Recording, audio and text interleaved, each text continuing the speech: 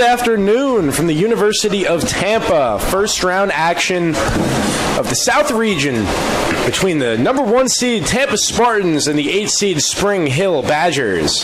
The Spartans 36-14 through 50 games, and the Badgers 29-20. The Spartans representing the Sunshine State Conference, and the Spring Hill Badgers out of the SIAC. Connor Moore joined by Dominic Gallone. Thanks for tuning in. Dominic, let's get a look at these starting lineups as they will face first for the Badgers against Tanner Foster, who has started 12 games, 5-3 with a 4.74 earned run average. Yeah, Tanner Foster this year with 49 Ks and just over 62 innings pitched. So he'll be something to look out for the Spartans. Not going with Kevin Pimentel in the game one, which is kind of surprising here for the Spartans, but as we've seen with Coach Joe Urso, he kind of switches the lineup as he chooses, and we see that tonight, or to this afternoon rather, with the starting lineup. We got Yorvis Torrealba in left field, Drew Earhart at second base, Danny Servin batting third behind the plate.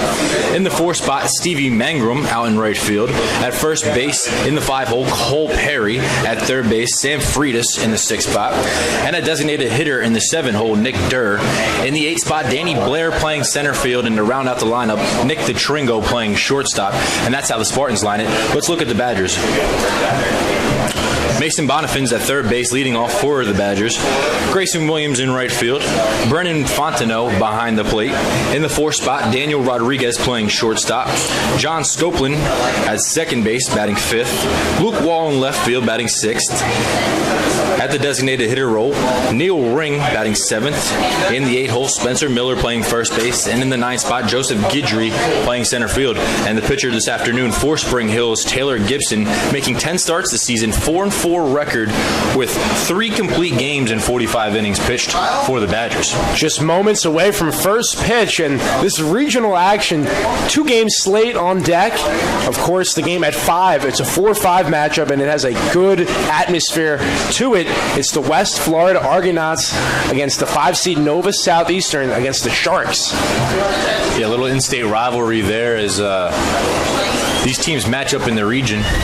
Spartans have taken on, obviously, played against Nova Southeastern this season. And in those contests, Spartans took 2 of 3 from the then-ranked 20th in the nation, Nova Southeastern Sharks. So it's a good foursome here at the University of Tampa this weekend. On the other side of things, in the other region, we've got...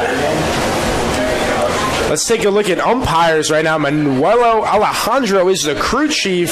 Vincent Locklear at first, Kevin Flay at second, and DJ Breener at third. And the first pitch from Mason Foster to Mason Bonifins inside for a ball. Dominic, you were saying in other action, 4:30 today is the Eckerd Tritons, the 3 seed, against the Valdosta State Blazers. And at 7, the 2 seed Delta State against Embry Riddle. That one served down the left field line, foul. We apologize from the camera. We have a camera that does not move, so we will do a bit of a radio call for you this afternoon. Yeah, so 4 teams from the SSC making this South region competitive conference this year. As Tanner Foster steps off, ball rolls behind the plate from the Spring Hill dugout. Already action in the Badger bullpen, maybe getting ready for later on in this game.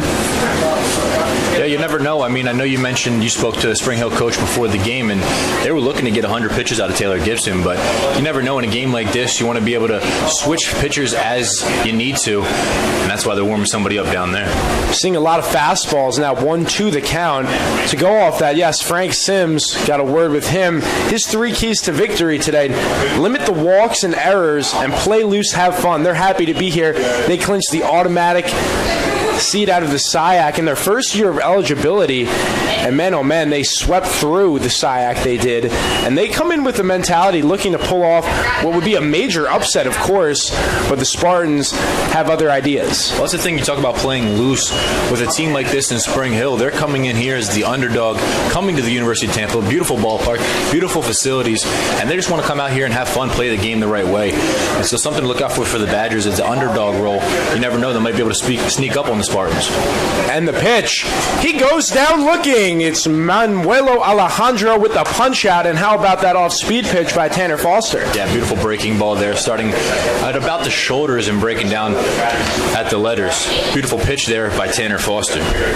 And I always talk about the framework and the presentation by Danny Servin behind the plate to make that pitch look enticing for the punch-out. And it's a strikeout for Tanner Foster, his 50th on the year. Yeah, Servin plays a huge role in this team behind the plate, controlling the game as that one's fouled straight back. And Servin's made an appearance in 48 games this season, leading the team in at-bats at 179. So having a backstop back there to rely on is key for the Spartans lineup, and nice to be able to rely on somebody for Tanner Foster. That one cut on and miss, and ahead in the count again is Foster. And looking at the Spartans, they have had so much success making this is their 20th straight appearance in the tournament. So some consistency, if you will, from Joe Urso and this team looking to make noise. The 0-2 from Foster, just a bit outside. So consistency in the long term, but here this season, the Spartans have dropped some games that they should have won, and they've won some games that, have been competitive against ranked opponents. Took down a top 5 opponent earlier this season in North Georgia, but then dropped 2 or 3 to Eckerd 2 series ago here at home. And in that case, after they dropped 2 or 3 and then lost 1 to Florida Southern last weekend, the Spartans actually did not win the conference, but still, co-champions, yes. Yeah, well, still made the top seed here in the South region. It is a 2-2 count, 1 out on Grayson Williams, the right fielder, against Foster. He swings and misses through that one, chasing, and 2 quick strikeouts for Foster. Yeah, Foster, that's his 51st strikeout of the year. He's averaging 7 strikeouts per 9. So look to see a lot more of that out of Tanner Foster. And we get a 401 hitter right now, Brennan Fontenot, the catcher, lefty hitter. And the Spartans leave the 8th best earned run average in the country. It is not easy to get hits. And take a look at the middle infielders, Earhart and Tringo, basically playing on the inner outfield there. I got time to catch up with them yesterday, and they talked just how they dealt with adversity. You talked about losing 2 of 3 to Eckerd, going back a little bit further when they were swept at home by Emory-Riddle. But this team came together at the right time and are playing their best baseball at the moment. Yeah, that's what you look to see out of a team like this, a veteran squad, knowing that towards the end of the season, that's when the team chemistry really has to come together, and come into the postseason like this, you have to remain strong as a unit. 1-1 now the counts. That's what's been impressive, is they could have rolled over, and they haven't. So the Spartans team looks to battle through adversity and come out on top after this weekend. And then next weekend would be a super regional, and if the Spartans could get out of it, they would host it here at the University of Tampa. 1-1 from Foster, just a bit inside, and behind now 2-1. And this is going to be a matchup to watch out for. Of course, Fontenot, 401 hitter, 8 home runs, 55 RBIs, and he has 14 stolen bases. Why not the catcher leading the team in steals? It's funny you mentioned that. I was checking that out. 14 for 17 in stolen bases is the catcher. 15 doubles, so Fontenot's got some wheels. And looking at that on-base percentage, a 527. He's getting on base more than half his at-bats. That's a heck of a slash line. 401, 527, and 684 slugging. And Foster loses Fontenot on the free pass, so that's the 24th base on balls in the year for Foster now. Team leading 43rd walk of the year for Fontenot. And now look out for him at first base with the wheels. So he improves his on-base percentage, and it'll bring up Daniel Rodriguez. And Frank Sims, the head coach, he highlighted both Fontenot and Rodriguez, those 3 and 4 hitters. They will need to make an impact if the upset is going to occur. And now for Foster, this is his 16th pitch, so after having no problem with the first 2 strikeouts, that one cut on, skied, foul, out of play. Well, that's the thing. If you keep striking out batters, the pitch count's going to go a little bit farther, and then you're going to work into the Tampa bullpen. Maybe that's what Spring Hill's trying to do, work some longer at bats, and as you saw with Fontenot, work some base runners. Cole Perry at first base, worth mentioning. Used to seeing Alec Aliwan there, but you have a southpaw on the mound, so lefty on lefty. Coach Joe Urso keeping him on the bench, but expect to see him later in this game if a righty were to hit the mound. Yeah, big left-handed hitter is Aliwan. Kind Kind of surprised to see him on the bench today, but you've seen more of this lineup. And All SSC second team. The Spartans had 6 nominees. We talked about Jorvis Torrealba, the Sunshine State Player of the Year. He's causing havoc, batting .417 in his own right. And he's a 5-tool player when you look at it. He's got the pop, he's got the fielding, he's got the arm. There's a snap throw to first, getting back safely is Fontenot. Just if you look around the diamond, Torrealba, as you mentioned, in left field, Danny Blair in center, Stevie Mangrum in right, and around the infield, Freitas, Dertringo, Earhart, and Perry with serving behind the dish. So it's a 1-1 count. Pitch from Foster. Curveball floats into the left field corner and going heads-up base running now, first to third, and advancing to second, missing the cutoff that time with the Spartans. So it will be a sliding double for Brennan Fontenot, who advances to third. Daniel Rodriguez collects on the season his 8th two-bagger. It's a beautiful swing there by Rodriguez, keeping his hands inside the baseball on the curveball, fisting it over the third baseman's head. And then, as you mentioned, excellent base running by the Badgers. Fontenot getting to third, and by him getting to third allows Rodriguez to move along to second base. So a pivotal at-bat for John Sklopan, the second baseman, who's batting a .299. Opportunity here with runners in scoring position. He has on the year 25 runs batted in. Swinging away. First pitch is foul. See, the one thing with Foster so far is he's been leaving some pitches up. Even his breaking balls, you saw on the strike 3 call, that ball was I was at the leathers on a curveball, and then that last pitch to Rodriguez, that pitch was a little upstairs, and Rodriguez was able to fist it in the left field. So let's see if Foster, who's worked into trouble here after striking out the first 2 batters, surrendering hits on the next 2. Check that. Fontenot with the walk, should say, but the extra base hit by Rodriguez. So first inning action here as that one fastball off the plate, 1-1.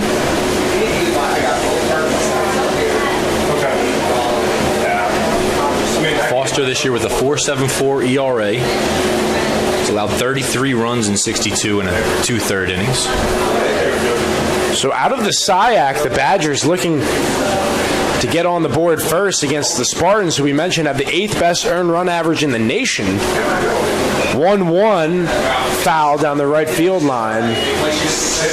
So if you're Foster here, you can maybe strike out the side with a pitch. Yeah, and if you're on the other side of Spring Hill, you look to get on the board early on and give your pitcher a little bit of momentum and help him out as he goes in there. And potentially a 2-run lead on a base hit here with 2 outs. You know the runner from second, Rodriguez, is going to be taking off on contact. So Foster, big pitch here with a 1-2 count. We have a nice showing of fans from Spring Hill, Badger Nation, of course. Purple throughout the stands. And the 1-2. That one looped center field, and this could score 2, and it will. Although a strong throw that will be cut off by Perry, and it's a 2-run single from John Sklopan, his 26th and 27th run batted in on the year. Yeah, so there you go. It's Badgers with an early 2-run lead here at the University of Tampa. And after getting the first 2 batters out, Foster has to work back here down 2 with 2 outs. This is a Spring Hill team playing with a lot of confidence. They've won 4 straight. After losing 5 straight, they came on towards the end of the season and won 4 straight. In the conference tournament, they mercy ruled 3 of 4 opponents. Yeah, and they outscored them 55-14 through tournament plays. That one over the head of Drew Earhart. And that's a hit now for Luke Wall, left fielder. And runners at first and second now coming up for Neil Ring, designated hitter. Yeah, Copeland holds its second.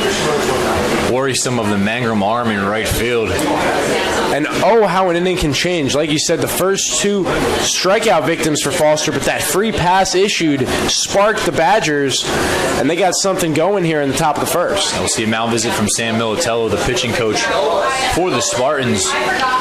But yeah, the momentum's a real thing, and now the Badgers have it early on in this ball game. But the one thing that the Spartans are able to do is the offense normally shows up and they put runs on the board. So this is a long game. It's just the top of the first inning here. 2-0 Spring Hill leads it. Well, we have an arm now getting loose in the bullpen, and this is regional play, so if maybe Tanner Foster doesn't quite have it, it's very early in this game and we know what the Spartan bats are capable of, but this may not be your traditional setting, perhaps. We could get, of course, with postseason play amongst us, who knows? Yeah, that's, as I kind of hinted on in the opening, not starting Kevin Pimentel today is kind of a surprise, as he's normally the ace for the Spartans. Yeah, Pimentel has done such a fabulous job all year long. Named first team All-SSC for the Spartans. Got to see him graduate just a few days ago, and he's a true student athlete, does it both in the classroom and on the field, of course. But back here, 2 down, 2 on, top of the first inning in the first round of the NCAA South Region, as that changeup, hefty swing by Ring, comes up short. So Neil Ring, he's the designated hitter, batting .260 on the season.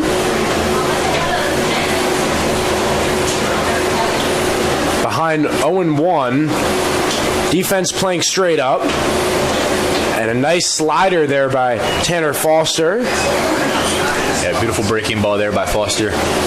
Trying to get ahead in the count here. 0-2 with 2 down. 2 runners on for the Badgers. Badgers 3 for 5 thus far. 1 extra base hit, but they're 3 for 3 with runners on, and 1 for 1 with runners in scoring position has allowed them to score 2. And did he check his swing? No, he did not. So Tanner Foster strikes out the side, but not before he gives up 2 runs. And we will go to the bottom of the first inning, where we look to Yorvis Torrealba, Drew Earhart, Danny Servin, and they will face Taylor Gibson, southpaw starter for the Badgers. You're listening live on TampaSpartans.tv.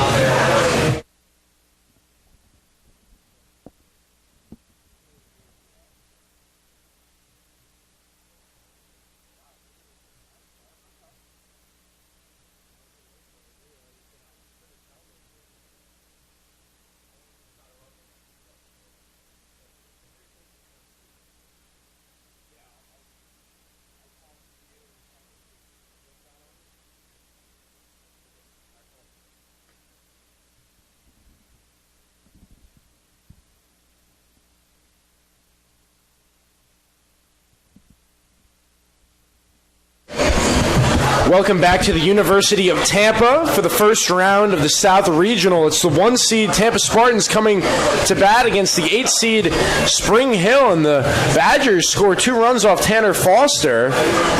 And Yorvis Torrealba, the Sunshine State Player of the Year, will go up against Taylor Gibson. And Dominic, with that, I'll pass it along to you for more on Gibson. Yeah, Gibson's a redshirt sophomore from Foley, Alabama. Coming out of high school, he was ranked as the number 3 left-handed pitcher in the state of Alabama by Perfect Game. And because of that recognition, he went to the University of North Carolina for his freshman season. He accepted a redshirt for that season and then transferred on to Northwest Florida State College. And now he finds himself here in his sophomore season. 6'1" left-hander, and he's 4-4 on the season in 10 starts. 54 strikeouts in just over 45 innings. 4.57 ERA for the lefty, Taylor Gibson.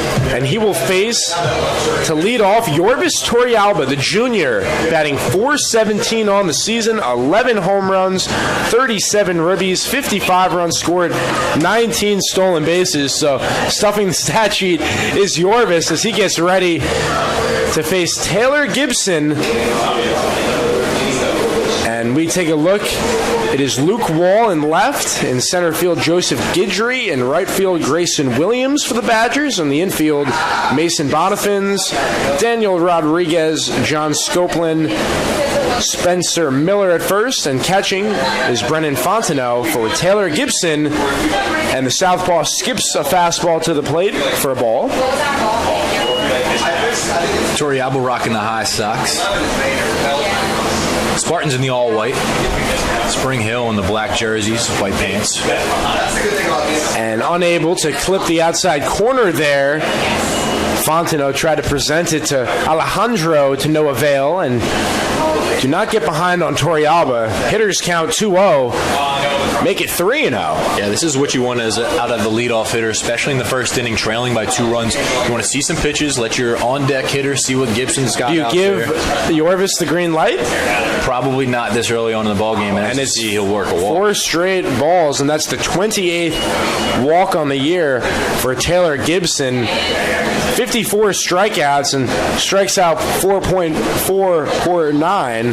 However, he's only surrendered 1 home run on the year as well, 4.75 earned run average.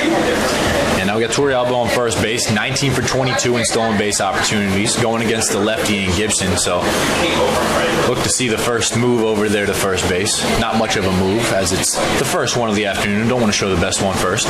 Lobs it over to Spencer Miller. And it's Drew Earhart, the sophomore second baseman, batting .298 on the year,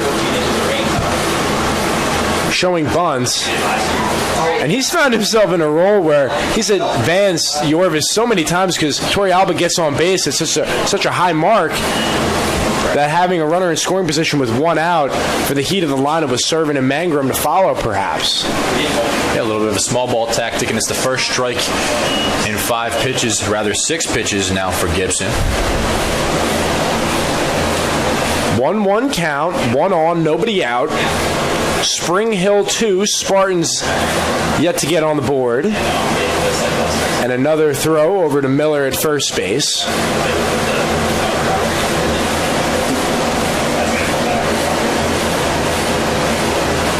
Long pause on the mound now. Gibson's ready. And the pitch to Earhart. Foul. Count goes 1-2. So opponents have stolen 6 successful bases off of Gibson this year, caught stealing in 2 of those opportunities. And Torrealba leads the Spartans with 19 stolen bags on the year. Maybe on the move, looking for 20. Earhart behind 1-2 to Taylor Gibson. And the southpaw delivers on the move is Torrealba as that one is foul out of play. Notice that Earhart wanted to take it, but it was too close to risk getting the strikeout. Although Torrealba got a terrific jump. Yeah, no doubt. It would have been a stolen base easily, but, with those pitches, you want to fight him off, lift to the next pitch. And additionally, if he was able to make contact with it and try to punch it through the right side there, and Torrealba would have advanced to third. So let's see if Torrealba dashes towards second again after getting such a good jump, and we've yet to see a good throw over from Gibson as he's maybe just not showing his cards quite yet. Yeah, normally the lefties have a pretty strong move as that one's grounded to third base. Bonafin's there, the throw, it skips, and wow, Drew Earhart running down the line beats that out for an infield hit. How about that hustle? Yeah, I'm not sure if Bonafin's might have... He bobbled it for a second, and then it took him a second to gather, and then the relay across the diamond to Miller, it took a hop, and it took a hop relatively early on the throw as it allowed Earhart to beat it out, and the Spartans get the first 2 runners on base.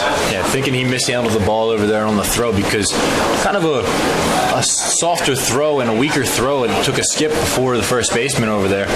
As a third baseman, normally have a strong arm. So yeah, he has a cannon. I think maybe he mishandled that ball at third base. He does have a strong arm. I maybe didn't have a good. And Torrealba's going to third. The throw airmailed in the left field. Torrealba will score easily, and Earhart goes to second rather. And Yorvis Torrealba scores for the 56th time this season. And speed kills.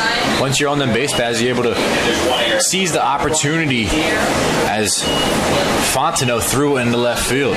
So Yorvis Torrealba showing off why he's the Sunshine State Player of the Year. Gets his 20th stolen bag on the year. He comes home on the throwing error by catcher Brennan Fontenot. And when we talked to Frank Sims earlier, he said we have to limit the errors. The Spartans too good of a lineup. Well, that was 2 of his 3 keys was no walks and limit the errors. A walk to Torrealba and then an error there. So Spartans keying in on the Badgers' weaknesses, if you will. They are executing the third one. They're having some fun out there, scoring 2 runs in the top of the inning, and 2-1 game, living up to the hype of the South Regional. First round. And it's the Spartan catcher, Danny Servin, batting .352 on the year. Fouls it off. Seems like Gibson's got a little bit of a late giddy up to his fastball there. Seen a couple of these guys, the right-handed hitters, fouling him off to the left side, as we saw with Earhart at bat before. So Drew Earhart on second. And how about the heads-up base running from him to go to first to second on the throw that went into left field to Luke Wall? The 1-2. That changeup did not come down upstairs for a ball. 2-2. Serving with the team-leading 46 RBIs on this season. Looking to secure another one, maybe tie up the ballgame. 2-2 count. Earhart on second. Nobody out yet. As that's a sky-high pop-up to the third base side. Taking charge, Fontenot. And did he make that catch? We have a bunch of umpires out there, and making the call is Alejandro, the crew chief, for the first out of the first inning for the Spartans. Yeah, speaking of the rest of the umpiring crew, at first base, Vincent Locklear; at second base, Kevin Flay; and at third base, DJ Breener. Rightfully so. Big-time game today. Always nice to see four umpires out there. Most of the time you'll have the correct call. You don't have to worry about one guy chasing from first base to third base. A lot at stake here, and we're seeing some representation from some softball players. Dominic, of course, you worked with the team. Who do we have coming into the field? A couple of the players in the stands and supporting the baseball team after the softball team fell last weekend in Pensacola. What a run it was. Tough break for the softball team, finishing the season at 34-14. Finishing second in the conference, and they were the 5th seed in the South region. They took down Valdosta State, who was the 4th seed, then took down the top seed West Florida in Game 2. Both of those 1-0 ball games, both of those in extra innings. Then got to the regional final, lost 1-0 to West Florida in extra innings again. So 3 consecutive 1-0 extra inning games for the Lady Spartans. And then in the winner-take-all game, Lexi Chevalier with a leadoff home run for the Spartans, went all the way to the bottom of the 7th, and 2 errors and a misfielded ball in right field, and Spartans squandered the 1-run lead, losing 2-1 in the 7th inning to West Florida, the top seed and the number 2 team in the nation. Tough break for the Spartans, as the softball team looked like they had some momentum rolling there, something special working, as McKaylee Dooley, the senior, set a record for the softball team. Yes. Wins in a season, came out of the year with 28 wins in a season, setting the school record. Tremendous accolades and achievements, as it's 2-1 now on Stevie Mangrum, the cleanup hitter, and he's swinging for the fences when he unleashes. He's got 8 bombs on the year. Yeah, big power hitter in the 4 spot here for the Spartans, looking to tie up the ball game at least. 2-1. Nice change up there, and it's 2-2. So to go off that, who is it? Bree Taphouse, I believe Bailey Phillips was in attendance as well. And in other news, we see Tom Jesse, the women's basketball coach, of course, Tom cheering Jesse on out here, Adrian Bush out here. We've got the whole crew out here for Game 1 of the South region. And it's been an entertaining first inning, as it's a 2-2, and Stevie Mangrum swings through that one. And that's his 24th strikeout on the year, and for Gibson, his 55th K. Yeah, Gibson's got a good movement on the breaking ball to match up with the high-velocity fastball that he's got working today. Lefty's got a nice little repertoire going on. So Joe Urso on the field coaching the Spartans. You see his brother Michael over here with the concessions, keeping the fans happy. And what a crowd we have, Dominic, for the first round of the South Regional. A lot of people coming to support the Sunshine State and the SIAC Conference, representing it well. Yeah, here on a Thursday afternoon, 1 o'clock start. Kind of surprising to see the turnout that we do have here today. And we do see some Nova Southeastern fans starting to roll in. Sunshine State Conference rivals. So we stand 2 outs. Drew Earhart at second. Cole Perry, first baseman, at the plate. Spartans trail 2-1. And the fastball right down Broadway from Gibson for a strike, and it's 1-1 the count. Yeah, so after allowing the first run of the ball game, Gibson really bounced back, getting a foul out and a strikeout. Now with 2 down, runner on second base. And the pitch, cut and a miss. Spartans, they have a lot of pop on the year. Cole Perry, 3 home runs, 17 runs batted in. On the backswing there, Cole Perry caught Fontenot, knocked off the catcher's mask. On the follow-through there. And Manuel and Alejandro, the home plate umpire, giving them a second at this point. Yeah, Manolo Alejandro, he's had a consistent strike zone through this first inning. Both teams getting a feel for the crew chief. And the payoff coming forward from the southpaw starter for Spring Hill. And staying alive is Perry. It's a great job there by Perry, just fighting it off and living to see another pitch. So this year with the Spartans, who are you looking out for in the lineup offensively for Tampa? All year long, the Spartans 1 through 9 have had tremendous impact, as well as guys off the bench. We're seeing a lot of guys who don't get constant at-bats, but Cole Perry right now at the plate with the spot start at first base, and he goes down swinging. So 2 strikeouts in the first inning for Gibson, and to follow up, Dom, we have 3 runs in the first inning, so we're not sure too much how much offense would have a factor, but both sides swinging the bat early. As we move to the second, due up, it will be the first baseman, Spencer Miller, Joseph Guidry, the center fielder, and back to the top of the lineup, Mason Bonifins for the Badgers against Tanner Foster. You're listening live on TampaSpartans.tv.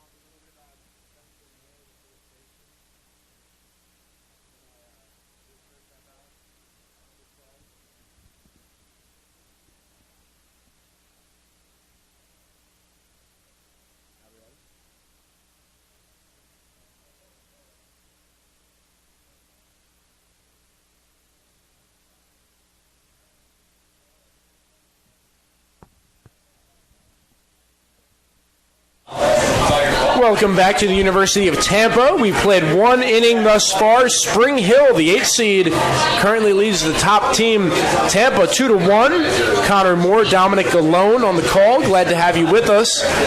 Following this game, we'll have a 4-5 matchup, West Florida against Nova Southeastern. And Dominic, let's get a look at Spencer Miller, the first baseman for the Badgers, leading off here. Redshirt senior for the Badgers. Played his first 3 seasons at the University of New Orleans as he skies that one up in the air, foul territory. Taking charge, Cole Perry has room, makes the play for the first out. So Spencer Miller, as you saw there, first baseman for the Badgers. He sat out last season with a medical red shirt, so this is it for him. And he'll look to do something here this afternoon for Spring Hill. That's a good point, because both of these teams, the seniors, they want the season to continue to play another game, see another day. As Joseph Guidry, center fielder for the Badgers, batting .265 across 113 at-bats, 30 hits, 2 home runs, 24 runs batted in, takes the first pitch outside. And not to keep harping on the softball team, but, that's a long drive back for Spring Hill after, for these potential seniors, if they were to, finish their careers here. It's a long drive back, 7 hours back to Spring Hill, and coming back from Pensacola was not a fun trip for our seniors, I know that much. And so the Badgers look to keep their season rolling. They currently lead 2-1, and the center fielder now taking fastball 1-2. So Tanner Foster, he's got the 3 strikeouts over 27 pitches. We'll flip it back to the top of the lineup with Bonifins for the next at-bat. Ahead in the count, the 1-2 got him swinging, the 4th K of the day for Tanner Foster. And how about that fastball, the velocity on point? Tanner Foster looking to settle down after giving up 2 runs in the top of the first. Foster punched out the first 2 in the first inning. and then allowed a walk, a double, and a single, back-to-back singles. So Mason Bonifants, he struck out looking last inning, up for his second at-bat. Mentioned that he has, on the year, only one stolen base, so from that leadoff spot, not your typical threat. That one is a little chopper. First base, making the play is Cole Perry, and he stands tall waiting at the first baseline. He's a big fella. You do not want to steamroll into him, and going down relatively easily is Bonifants there. So 1-2-3, top of the second for Tanner Foster, and due up for Tampa in the bottom of the inning. It's 6-7-8, Sam Freitas, Nick Durr, and Danny Blair against Taylor Gibson. We'll be right back.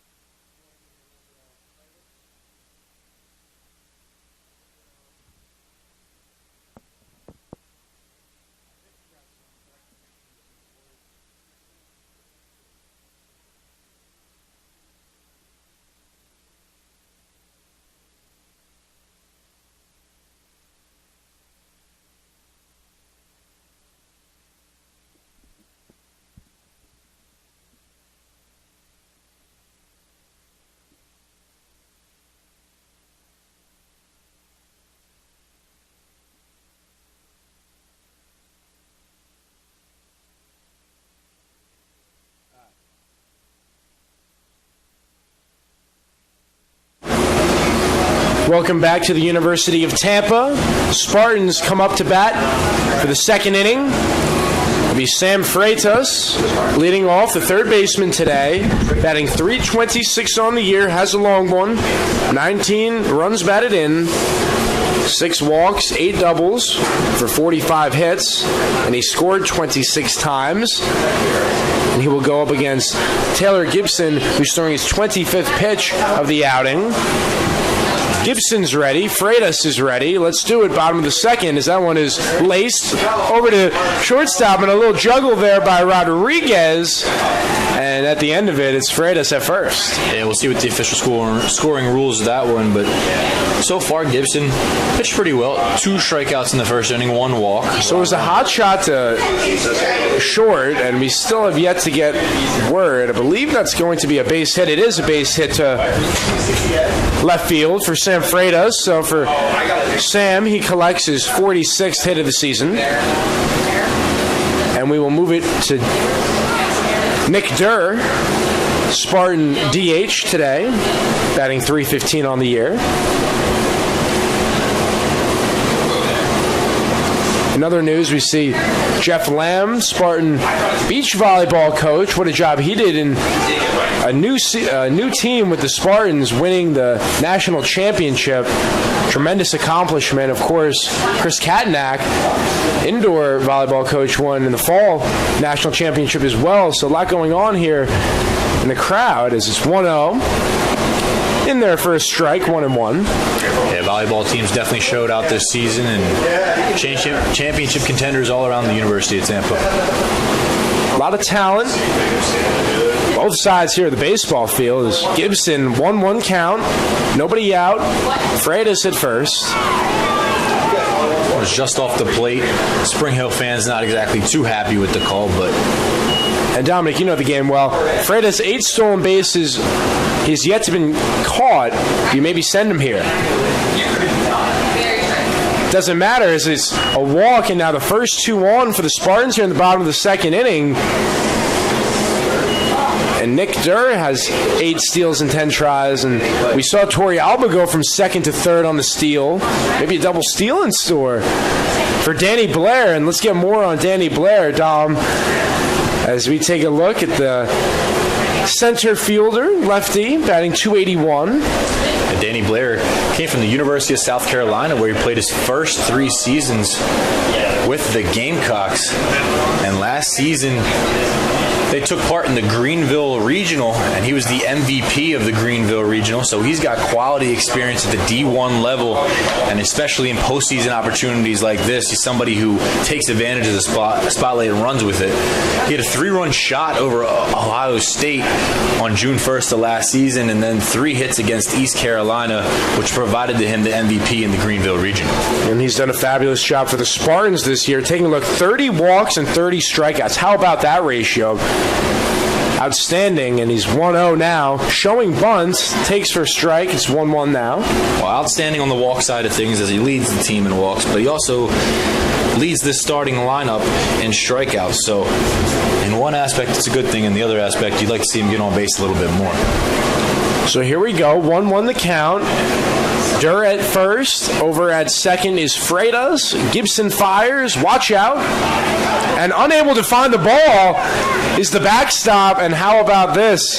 So Fontenot lost sight of it. And advancing to second now is Durr, and Freitas to third. Yeah, Fontenot had no idea where the ball was. Looked behind the backstop, and sure enough, it was in front of the plate. So tough start for Fontenot. 2 errors thus far. That's where you need your fielders to help you out there between the pitcher and the first baseman, kind of pointing you and directing you in where the ball went. And now the Spartans with runners on second and third. Tampa knocking on the door. 2-1 count, 2 runners in scoring position. They've yet to get a hit, though. They're 0 for 3 with runners in scoring position, so an opportunity for Blair. 3-1 the count. On deck, Nick DeTringo, the shortstop.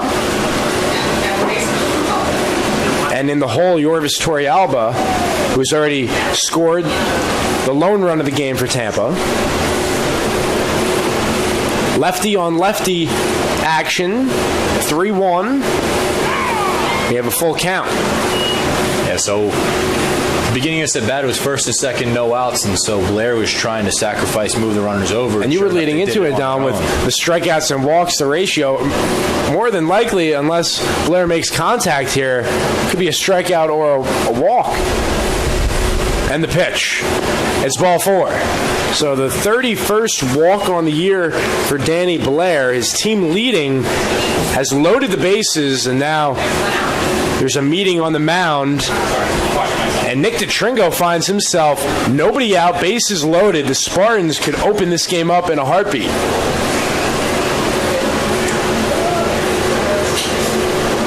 Caught up with Nick yesterday. Phenomenal player, but an even better person. He's a great individual. Opportunity for the senior to cash in. And right now, if you're Gibson, Dom, what do you have to do to weather the storm and avoid giving up a big inning? At this point, you're just trying to collect outs, keep your team in the ball game. Don't want to let the Spartans crack this open here only in the second inning. 2-1 ball game. Spring Hill leads it, but on a base hit, things can switch up real quickly. So if you're a Badger fan, ideally you would like a hard hit ball hit at one of the infielders, maybe turn to double play, or of course a strikeout pop-up. Anything in that nature would do well. That's what I'm thinking. A strikeout or infield fly would be what you want as a Badgers fan. And now if you're a Spartan fan, DeTringo gets a hold of anything, line drive into one of the gaps. Who knows? However, if you're Gibson, you wouldn't mind exchanging 2 for 1 here, taking a double play and letting them have a run. And tying the game up at 2, but it's a long ball game, 7 more innings to go. So let's see what happens. It's 1-0. This is the 37th pitch already for Gibson against the 9-hitter for the Spartans. Someone's clubbed left field, going deep, and that one is off the wall. So had to hold up at third. Freitas, he will score, but right behind him is Durr, and Danny Blair goes from first. And how about that with a tremendous double for Nick DeTringo, his 8th on the year, and he collects his 26th and 27th runs batted in. Danny Blair at third, and at second, Nick DeTringo. What a job. Yeah, DeTringo, the 9-hitter, coming through in that spot there. Huge spot in the 9-hole. And as you mentioned earlier on, 1 through 9, this team hits. And sure enough, you see it right there. He was about 10 feet away from a grand slam. Hits went off the Dunkin' Donuts sign in left center field. Big spot there for DeTringo, bringing up the top of the order in the SSC Player of the Year, Yorvis Turrialba. So DeTringo is 37th and 38 runs batted in. And coming around to score for the 27th time, Freitas, and the 38th time, Nick Durr. And now Danny Blair with the walk is at third. And the Spartans lead 3-2 here in the bottom of the second inning. That's a huge spot for the Spartans to try to take back the momentum here. Runners on second and third, no outs. And the top of the order, piece together a couple more base hits, and this game could get out of hand quickly. 1-0 the count. Make it 2-0 on Turrialba. So to go off that, Dom, the Spartans looking to make this big inning even bigger. It's nice to see them battling back after giving up the 2 runs in the top of the first inning. And for Gibson, looking to record the first out here in the bottom of the second, as Turrialba calls for time. It is granted by Alejandro. Yorvis looking to rake up 2-0 in the count. Mentioned that he walked, stole a base, his 20th of the year. He stole third and came around to score last inning. He's ahead 3-0. So it is evident that Taylor Gibson is being cautious with the Sunshine State Player of the Year. And rightfully so, but then you got to go face Drew Earhart, who's up next. And nobody out. Recorded the first hit in the first inning, so lethal lineup here for Tampa. Already 3 free passes issued by Gibson. Finds the strike zone 3-1, but is in danger now. Gibson kind of aids the home plate umpire and tell him that was strike 1 of the at-bat. 3-1. Turrialba against Gibson. Marquee matchup. Bottom of the second inning, and Turrialba back-to-back walks in the first and second inning, and he just has a knack for getting on base. Is 28 now on the season, and then on-base percentage continues to improve. As you said, kind of pitched around Turrialba there. On-base percentage was .502 coming into this game, only going up from there after the first inning walk and now the second inning walk. Danny Blair at third, Nick DeTringo at second, Yorvis Turrialba at first, Drew Earhart, bases loaded, watch out, up and in.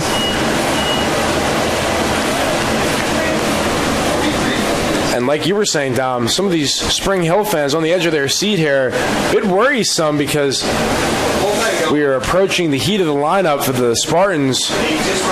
1-0. Earhart swinging away. Slow chopper to Rodriguez, who throws, and they get the force out to Sklopan. Rodriguez, 6'4", but coming home is Danny Blair, and it's an RBI ground out for Drew Earhart. Yeah, Rodriguez kind of caught in the middle there, whether to fire it over to a second baseman, give a flip, maybe momentum flip to second base. Instead, he throws it to him, takes him off the bag a little bit, and only able to get 1 out there. Tampa now leads 4-2. DeTringo advances to third. Turrialba out at second on the force. Earhart at first for Danny Servin, who fouled out in his first at-bat. Seeing some action down there in the Spring Hill bullpen, right-hander. Healthy cut that time by Servin. Nothing to show for it. So DeTringo at third, Earhart at first. 1 away here, 4-2 ball game.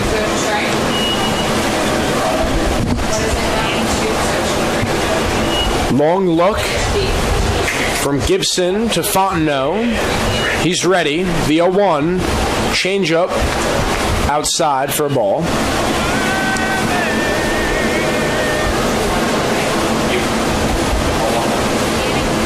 Worth mentioning, single elimination, of course, when you get to the Super Regionals, best 2 of 3. So one of these teams, this will be the end of the road.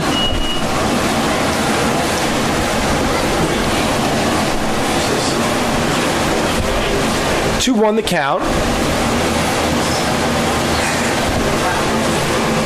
Here we go. Danny Servin awaits. And that one just catches the inside corner, 2-2. So an opportunity for Gibson. He's got 2 strikeouts, 4 base on balls. have led to 4 Tampa runs. As that one is clubbed.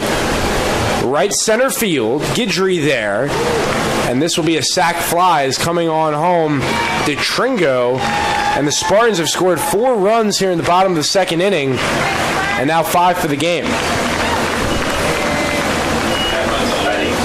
Right field, number 17, Stevie Mangrum.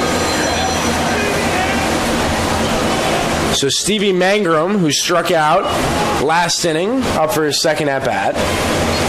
So I'm going to correct you on that one. It's a double elimination regional here, and then we'll go to a best-of-3 super regional next weekend. A lot of changes being made because we've traditionally had it where the host has had all the games, but we see some games now at the second seed with Delta State. We'll keep you posted on those. First game you have Eckerd, 4:30, hosting Valdosta. That's a 3-6. As that one skied, left field, giving a look. Bonifants, does he have a play? Runs out of real estate. So double elimination, I should say. Correct. We'll have 3 games tomorrow. We'll have the winners of this game, the winner of the next game. We'll have the loser of the next 2 games. And then the winner of the loser bracket game will face the loser. The winner of the loser bracket game will face the winner.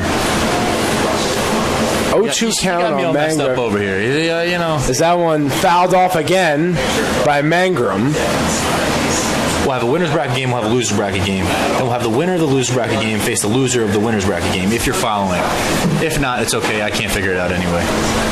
Point being, not single elimination. I take that back. All right. I'm glad we got that one figured out. And the 0-2. That one, liner, center field. Guidry has the play.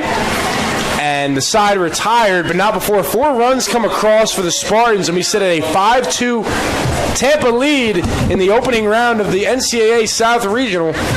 You're watching live on TampaSpartans.tv. Due up for the Badgers, it will be 2-3-4. Grayson Williams, Brenton Fondo, Daniel Rodriguez against Tanner Foster, who had a bounce-back second inning after surrendering 2 runs in the top of the first inning. 1-2-3 second. We'll look to get back on track as he now has the lead, top of the third inning. Through the first 9 at-bats, Spring Hill 3 for 9. They have a walk. They've struck out 4 times against Foster. Both teams have an extra base hit. Tampa's still looking for their first 2-out hit. Badgers 3 for 5. Double elimination for these teams.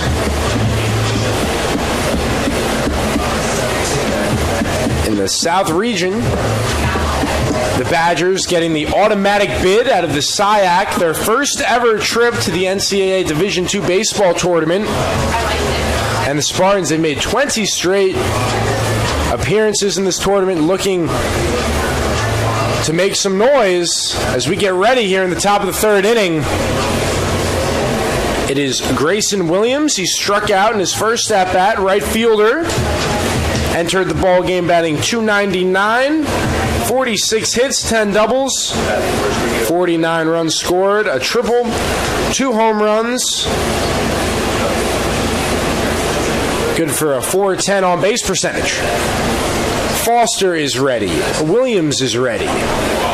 And the first pitch of the top of the third inning, outside for a ball.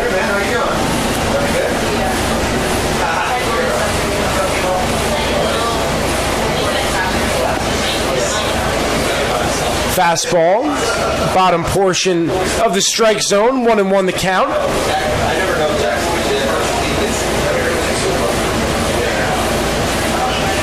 Defense playing back for the Badger right fielder. Is that one chopper down the third baseline, foul. This is the 35th pitch coming forward for Foster. And taking a look, as Dom stated before, we have motion in the Badger bullpen as Williams stays alive.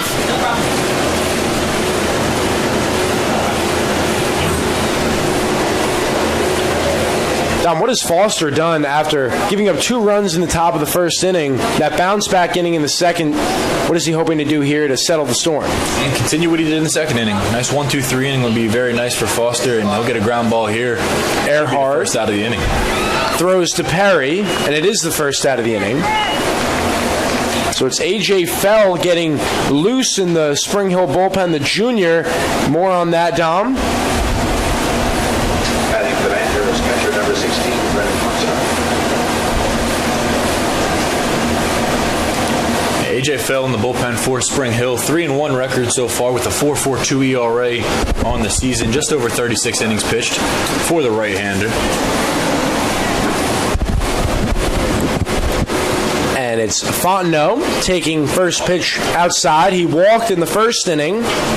Was one of the 2 Badgers to come around to score for that temporary lead. 5-2, top of the third inning. Foster fires. Fastball low.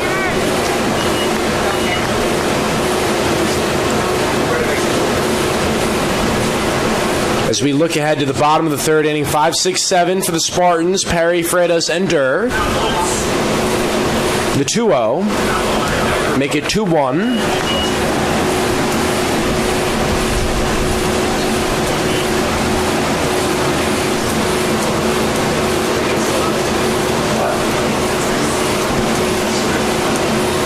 And the pitch. That one hit up the middle, and that is the 4th hit of the game for the Badgers.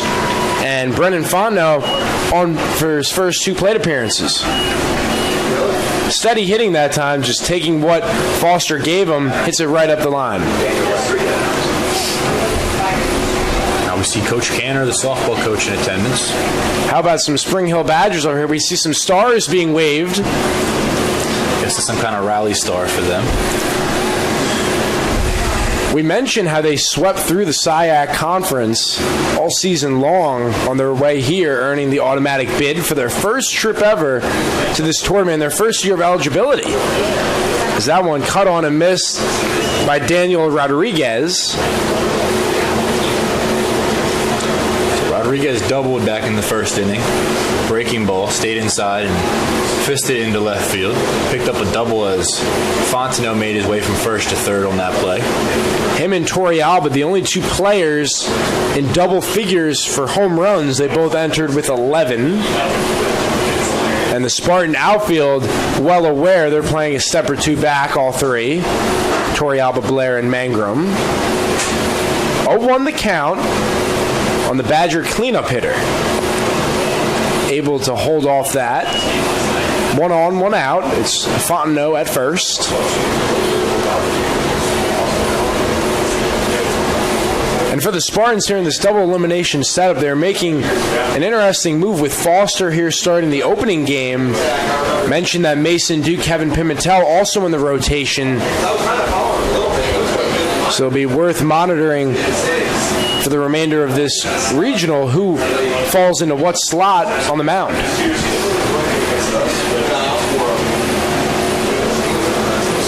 But how nice is it to have those options, all of those arms, high quality. And for Foster, it's his 42nd pitch. That one nubbed right back to him. He thinks about second, thought better of it, and gets the safer play at first. So it's a ground out for Rodriguez, advancing to second. Fontenot 2 down. Yeah, it was a 5-2 lead in that case. Don't force anything. Just collect outs at this point, and now you're going to try to get the third one.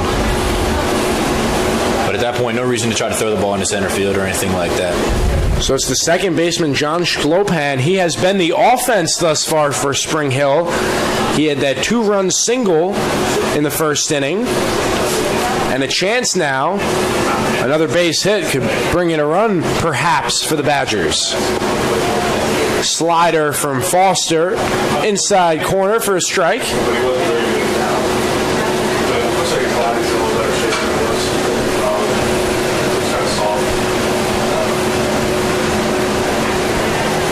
Long pause. Foster looks to Servin. They agree on a sign. Frame work that time to no avail. 1-1 the count. And you have to monitor Fondo over there. He is a catcher. He's on second, so he may be relaying some signs, of course, to Schlopan. Some nifty work by Foster and Servin to try to stop the Badgers. And the 1-1 is low. Spring Hill actually is out hitting Tampa 4-2, but the 4 walks that the Spartans have accumulated are the difference where we're at.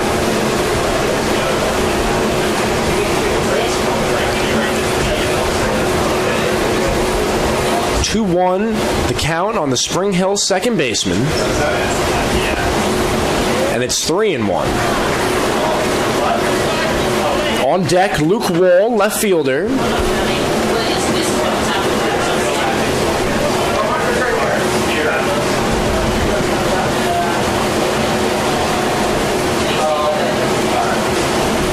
Three and one.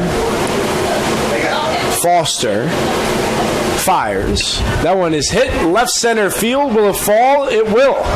So back-to-back singles for John Schlopan. He has 3 runs batted in on the day, and they cut the deficit 5-3. And not trying to do too much with that pitch, and just fisted it in the shallow left field. So base hit there for Scopland. I was just going to say, it was not a bad pitch at all by Foster. It was in off the plate, but able to muscle it out in the left center field, and giving it a look was DeTringo, Torrealba, and Blair. But it finds the grass at the end of it, and now a 2-run game with 2 down in the top of the 3rd inning for Luke Wall, who takes a first pitch strike. Wall singled in the first, enters this game a .305 hitter, 53 hits, 7 doubles. He's the only player, though, in either lineup yet to homer on the season. And it's 1-1. But he does have 175 at-bats. And he is just south of a 400 on-base percentage, so quality hitter is ahead 2-1.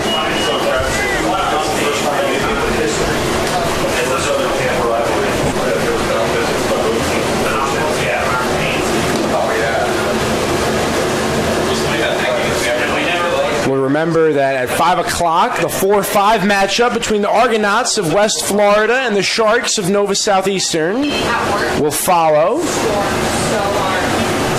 In the first round of the NCAA South Region, Dominic Galone, Connor Moore, glad to have you with us.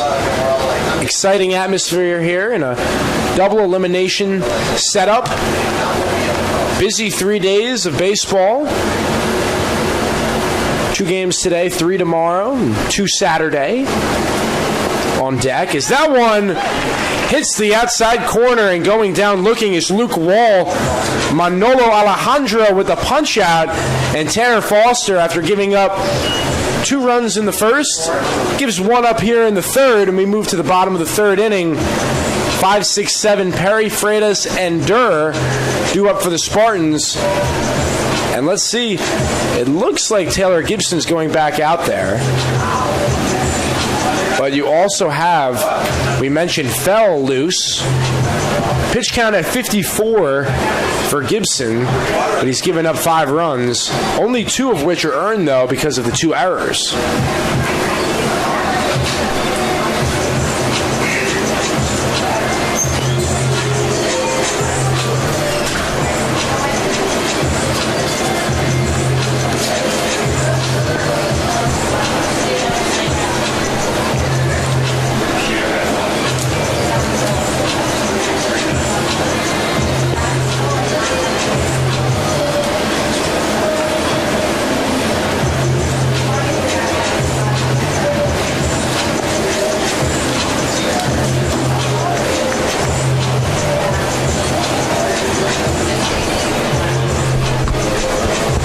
Welcome back to Tampa, Florida. 1 versus 8. Representing the SIAC, the Badgers of Spring Hill trail the Spartans out of the Sunshine State Conference, the top seed 5-3. Bottom of the third inning will be Cole Perry, Spartan first baseman, struck out in his previous at-bat against Taylor Gibson, Now batting for the Spartans, first baseman number who was looking to slow down Tampa after giving up 4 runs last inning.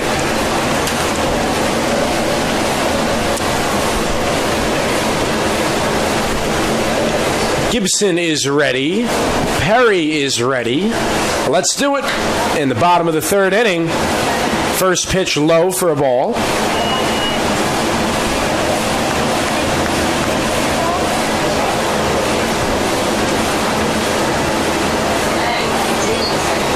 Defense playing back in the infield is Rodriguez and Sklopan.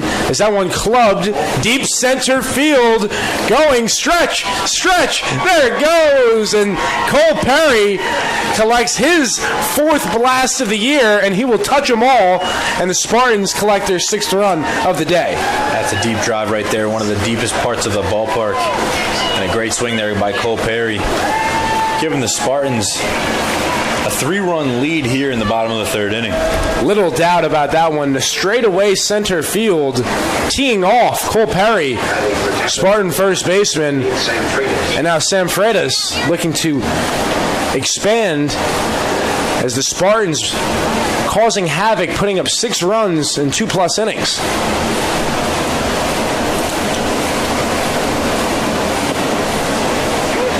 And it makes you wonder at what point do the Badgers maybe go to the bullpen?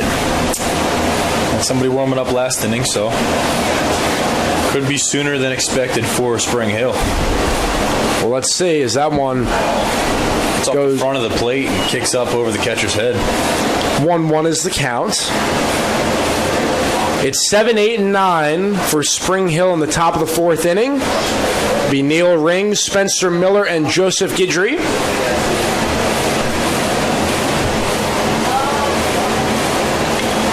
Freitas scored back in the 2nd inning. He reached on the Rodriguez error. It was initially ruled a hit, but they went back and changed it to an E6.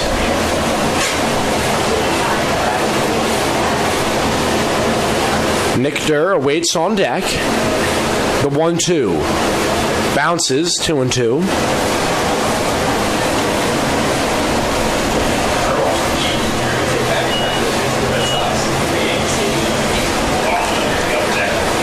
Two count, nobody out. Bottom of the third inning.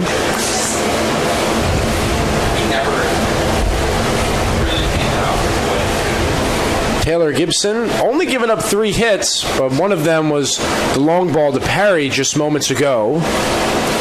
And that one skied to right field, tailing foul, and out of play.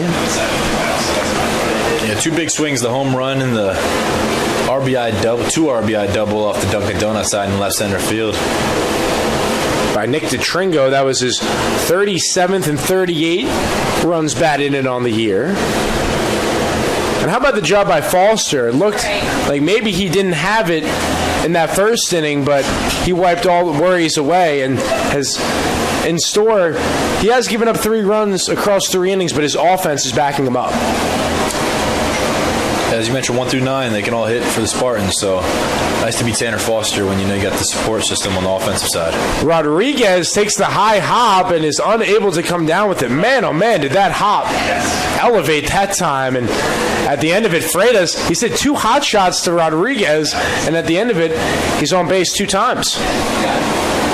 With the ball in play, good things will happen. It's what a wise man once told me, and it's what the Spartans are doing here this afternoon. Absolutely, applying pressure on the defense. Because if you strike out, you can't do anything with it. If you pop up, maybe they'll drop the ball. If you hit a ground ball, maybe they'll boot the ball like they did there. So put the ball in play, good things will happen. Nick Durr walked in his first at-bat. The Spartans have mustered 4 walks. Danny Blair and Nick Durr both with 1, and Yorvis Torrealba with 2 have allowed Tampa to jump to a 6-3 lead. Check swing there by Durr. He holds off.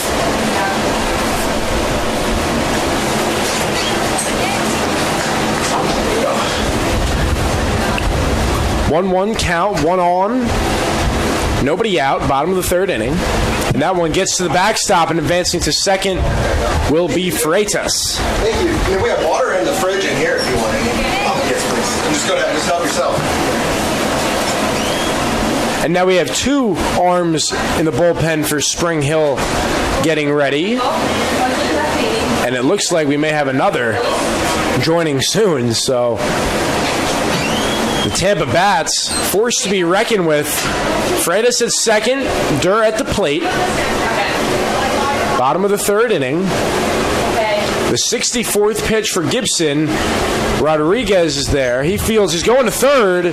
Unable to make the tag was Bonifants, and the Spartans got runners on the corners. Yeah, it's kind of a risky play, especially since it didn't work out. But in this situation, if I'm Spring Hill, you're trailing, you just want to collect outs and keep the game moving, try to get your offense back into things. And, you know, bang play there, so all hindsight at this point, but...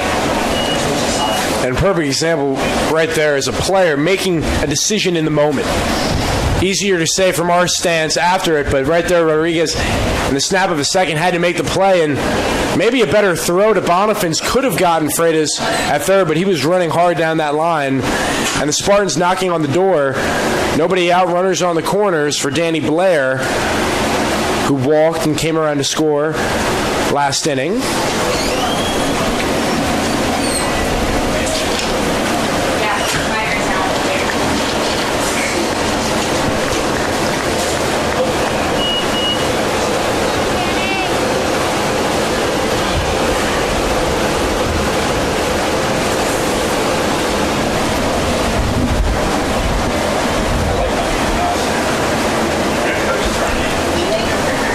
And the pitch to Blair.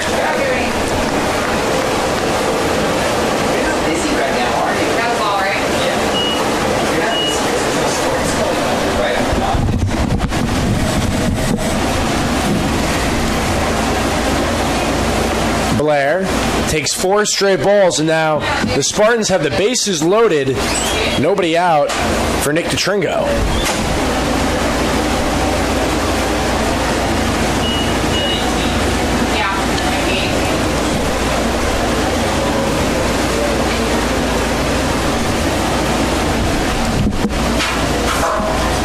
So this looks to be the end of the outing for Taylor Gibson. He will be relieved.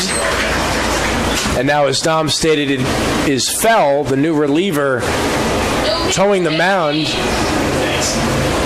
And for Fell, he does not come into a favorable situation. Bases loaded, nobody out. And he will face DeTringo, who doubled home 2 runs last inning. You're listening live on TampaSpartans.tv. We'll be right back.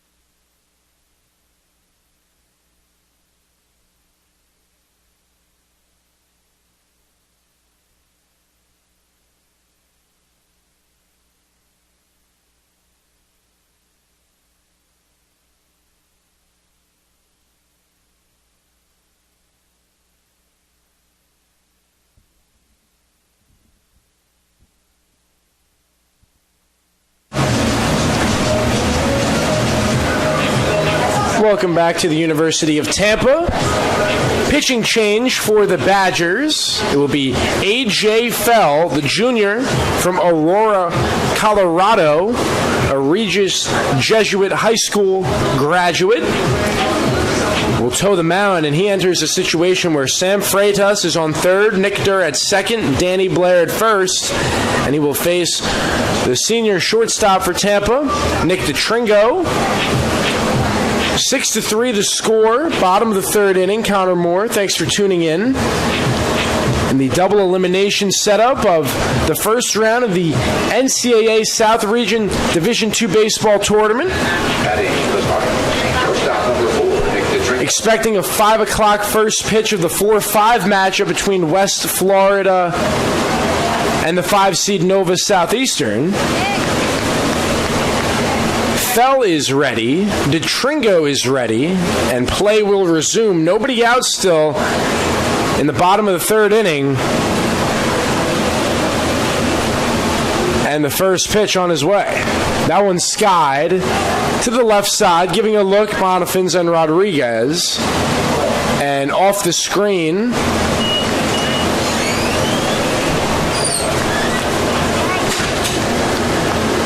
Yorvis Torrealba on deck for Tampa. He's walked both at bats.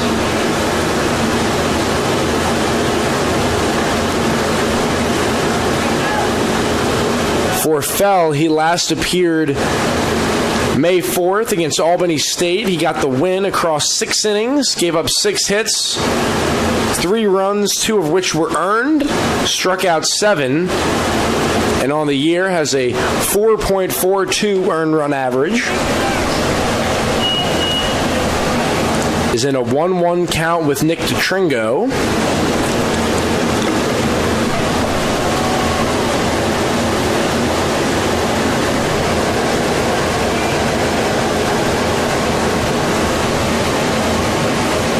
And that one looped shallow center field. And this will score 2. It will be Freitas and Durr coming across. And Nick DeTringo now has a double and a single. And 4 runs batted in. Now up to 40 RBIs on the year. 8-3 the score. And the Spartans as a team now with 5 hits. Danny Blair advances to second. And Tampa pouring it on right now as Yorvis Torrealba comes to bat for the 3rd time today.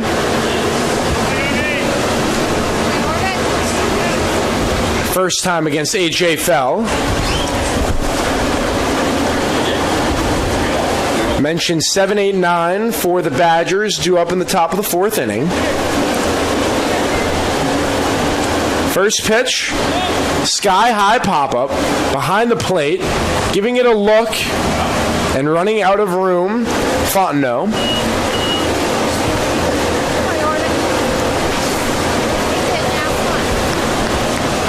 0-1 the count. 2 runners on. It's DeTringo at first, Danny Blair at second. Nobody out. The Spartans started this inning with Cole Perry, the 5-hitter, looking to bat around this inning. Is that one? Hit to the hot corner, diving stop by Bonifins. They get 1 at second. It's DeTringo on the force. Making it in is Torrealba on the relay. So runners on the corners. It's Blair at third, Torrealba at first. Badgers get the first out of the inning. And stepping to the dish, Drew Earhart, who singled in the first inning. Second baseman, number 2. And then hit an RBI force out, Rodriguez to Sklopan in the second.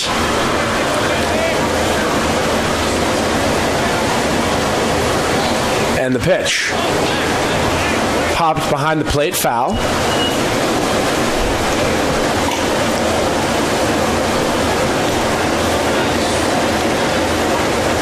Worth mentioning that the Spartans have 6 all-conference SSC players recognized in what has been a fabulous season. Is on the move is Torrealba. We'll have to go back with the Earhart pop out to Wall. Coming on home, Blair, the throw, and it turns into a sac fly for Drew Earhart. Now has 2 ribbies on the day. And Tampa extends their lead to 6, 9-3 the score. And Danny Servin up now with 2 down. Torrealba at first.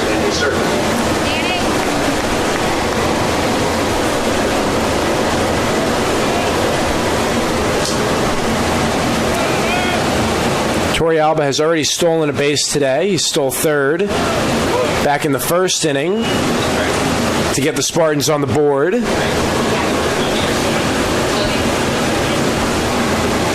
This high-octane Spartan offense swinging the bats today. 9 runs, 5 hits. They've walked 5 times. And now some movement in the Spartan bullpen as Tanner Foster has been on the bench. Just out there staying loose he is, throwing softly. Torrealba on the move, and Fontenot does not throw. So 2 stolen bases now for Yorvis. He's up to 21 on the season.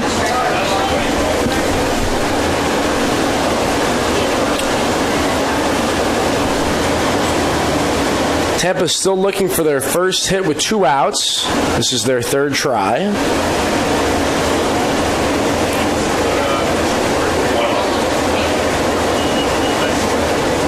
They are 2 for 8 with runners in scoring position, 3 for 10 with runners on in general.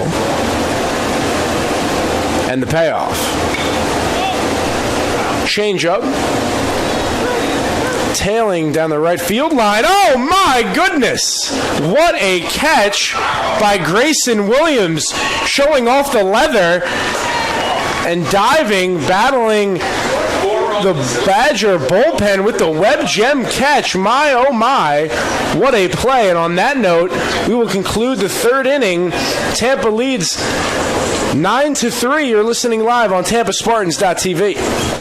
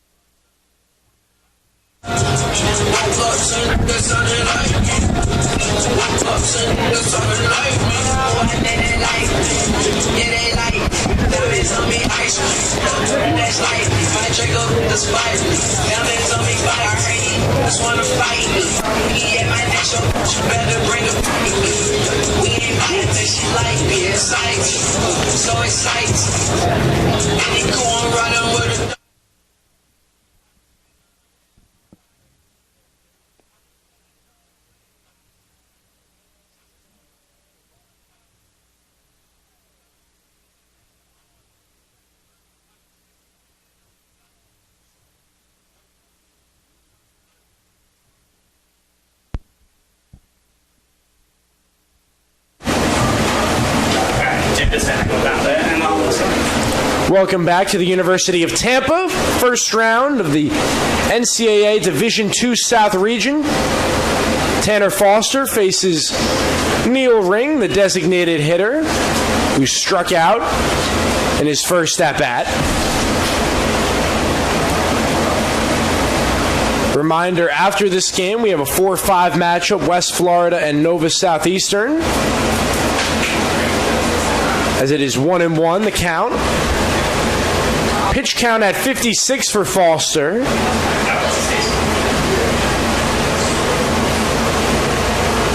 And the 1-1. Slider catches the outside corner, 1-2. Both teams 5 for 14 at the dish, hitting .357. Spartans have 5 walks. Badgers 1. And that's a swing and a miss, and Neil Ring down for the 2nd time on strikes. And now at 55 Ks on the year for Tanner Foster, he has found his groove on the mound.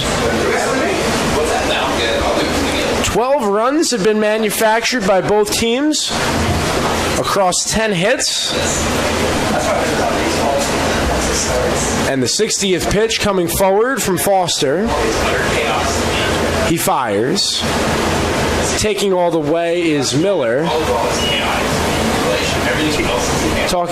I can't.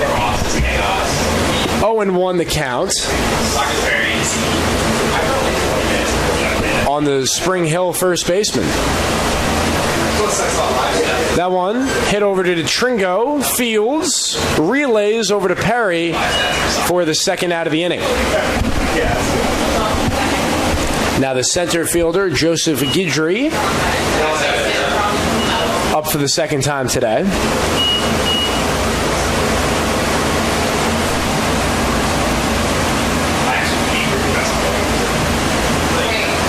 Foster is ready. Guidry is ready.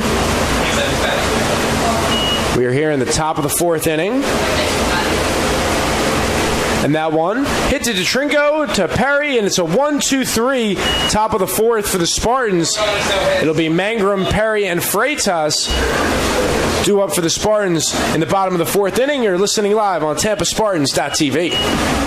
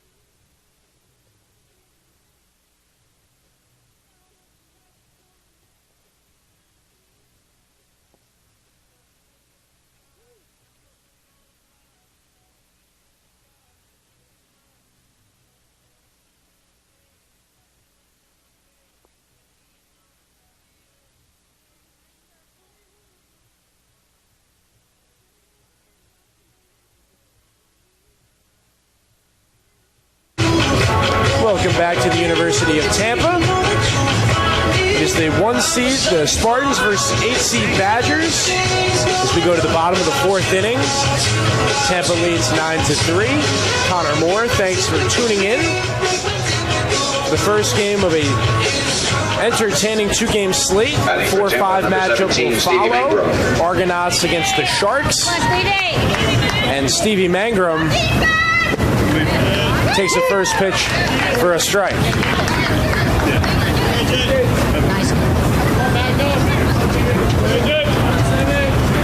And the 0-1. Make it 1-1.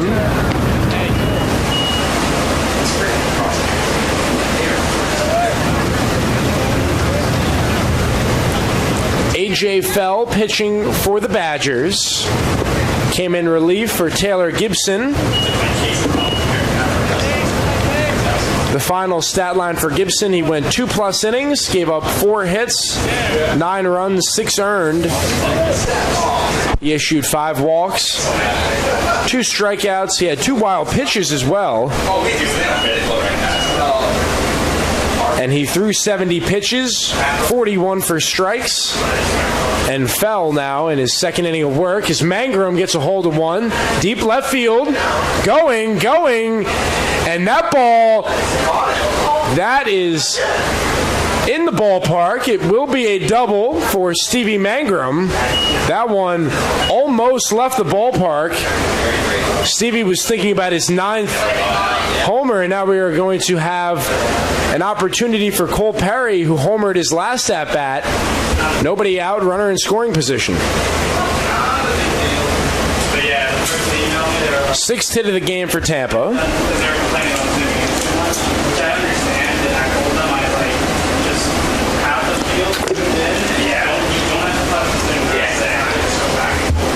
Perry struck out in the first, homered last inning, a solo shot to straightaway center, taking all the way, change up for a strike.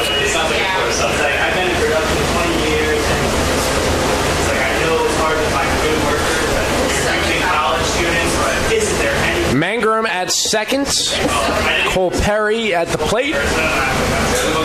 A.J. Fell on the mound. Delivers.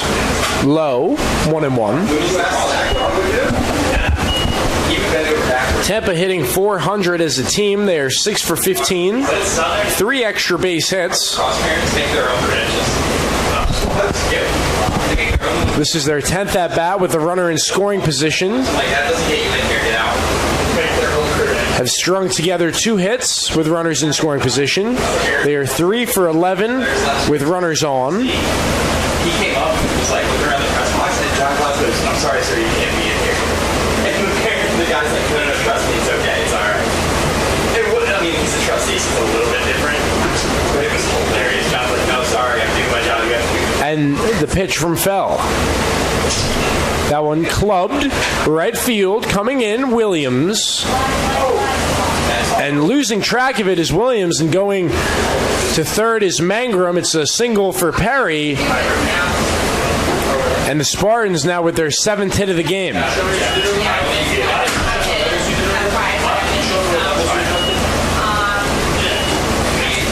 So that one stayed fair down the right field line.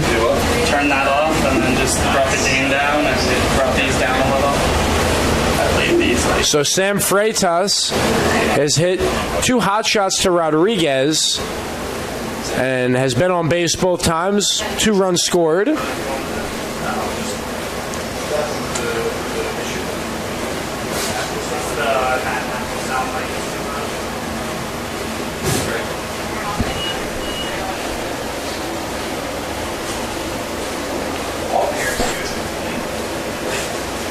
To go to their job and be like, "Oh, the music's still on your waiting room, Karen. I'll turn it down for you." And the pitch. Foul. There's no sport I hate more.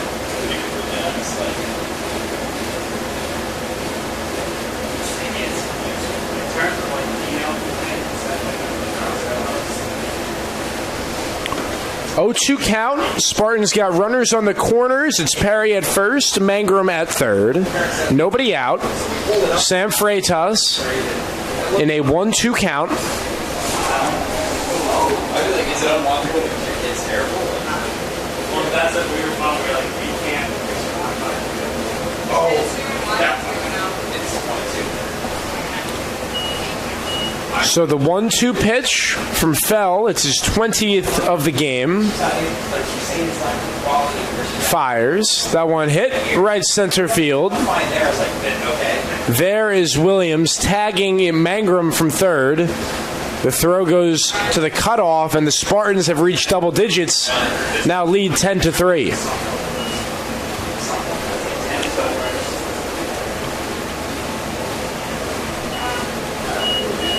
Nick Durr has scored twice via a walk and a fielder's choice.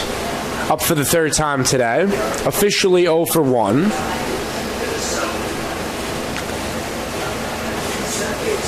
First pitch for a strike. Fastball. Spartans hoping to win their 37th game of the season.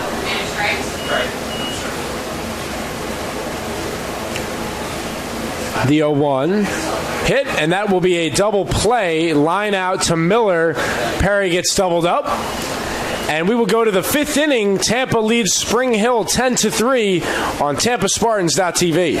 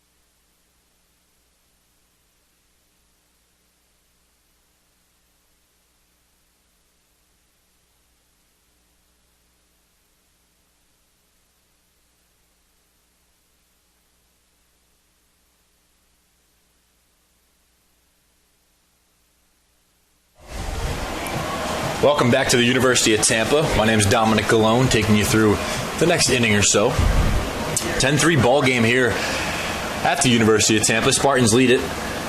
Top of the 5th inning. At the plate is a leadoff hitter, Mason Bonifants for Spring Hill. First pitch just a bit outside. Tanner Foster still on the bump for the Spartans after allowing 2 runs in the top of the 1st. Foster's settled in ever since. 6 Ks over 4 innings, 1 walk. And he's given up 3 runs in total. 2-0 count to the leadoff hitter, Bonifants. Spring Hill scored 3 runs on 5 hits. They've committed 2 errors, while the Spartans have scored 10 runs on 7 hits and committed no errors. Spartans have worked 5 walks in this ballgame, all off of the starter, Taylor Gibson. 3-0 count to the leadoff hitter. So Taylor Gibson went the first 2 innings for Spring Hill, allowing 6 runs, 6 earned runs rather, 4 runs, 4 straight balls to leadoff hitter Bonifants. So getting back to Gibson, 2 runs, 2 innings rather, 6 earned runs, 9 runs in total, 4 hits, 5 walks, 2 strikeouts. And then AJ Fell came in, 2 innings, allowing 3 hits, 1 earned run. No free passes so far. Fells exited the game, or took Spring Hill through the 4th inning rather. First pitch, called strike to Grayson Williams. So Bonifant's on first, only 1 stolen base this season. Foster comes set.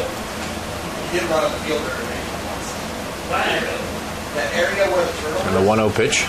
That one's drilled in the left field. Down the line.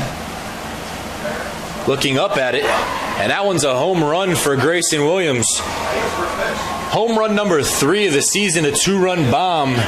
And that'll cut the lead to 10-5 for the Spartans. Foster leaves that one up in the zone, and Grayson Williams turns on it and smashes that one into the left field netting.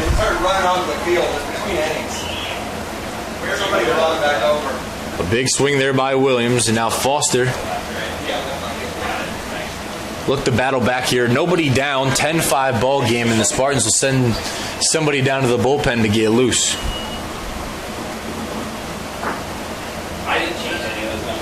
At the plate, Brennan Fontenot walked in the first, singled in the second. Take the first pitch outside. Fontenot, the backstop, got some wheels. As we saw in the first inning after the walk, went to first and third on a double. Called strike. A double by Daniel Rodriguez, who awaits on deck. 8 doubles on the year for Rodriguez. And that was another pitch that Foster left up in the zone. It's been the one issue so far for Tanner Foster. He's been leaving some pitches up as that one's up and away. 2 balls, 1 strike, nobody down.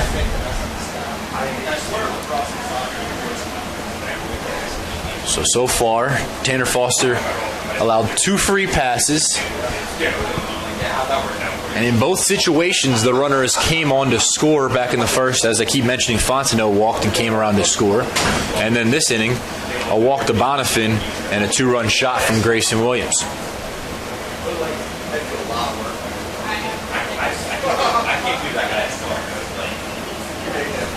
Take a pause here, 3-1 count. Foster in the windup, the pitch, called strike, 3-2 count. Fontenot's the 3-hitter in the lineup for the Badgers this afternoon.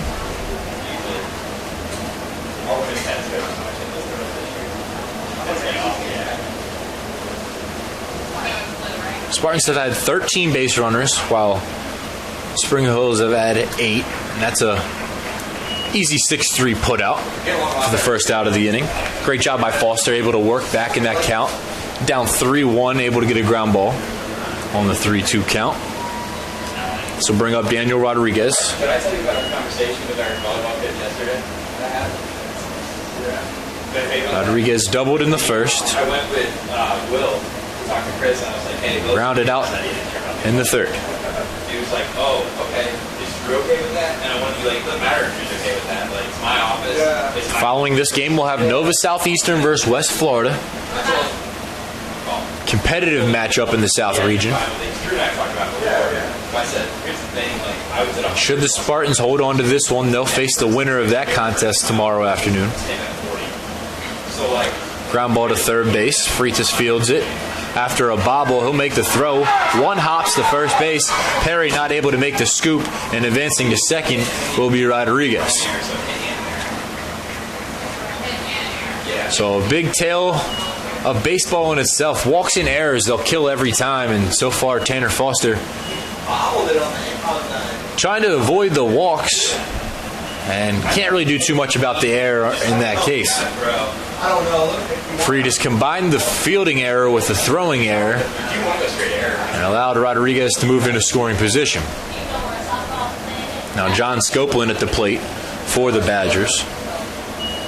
Scopeland 2 for 2 this afternoon with 3 RBIs. A heck of afternoon for the second baseman. He'll take a called strike for the first pitch.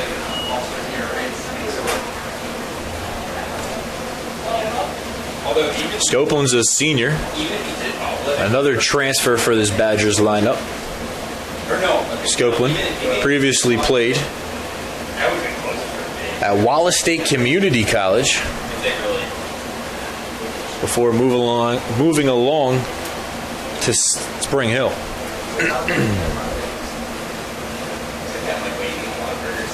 Scopeland, a senior out of Saraland, Alabama, standing at 5'9".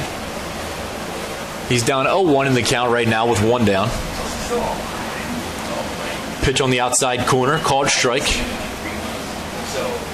Foster's been really trying to hammer that outer half of the zone, trying to stay away from these Spring Hill batters. And now he's ahead in the count, 0-2. Interested to see what he'll do as he's in the driver's seat. Infield playing straight up. Middle infield not exactly holding the base runner on. Rodriguez with a healthy lead. Breaking ball on the outer half. It's a good miss for Foster. Makes Scopeland think about it. And serving the backstop tells his pitcher, great pitch. It's what we wanted, where we wanted it. Because now you got Scopeland thinking about the outer half after back-to-back pitches. Fastball and then the breaking ball. Now they'll go low and inside. Scopeland will check that one into foul territory. Foster will corral it, try to go after the batter.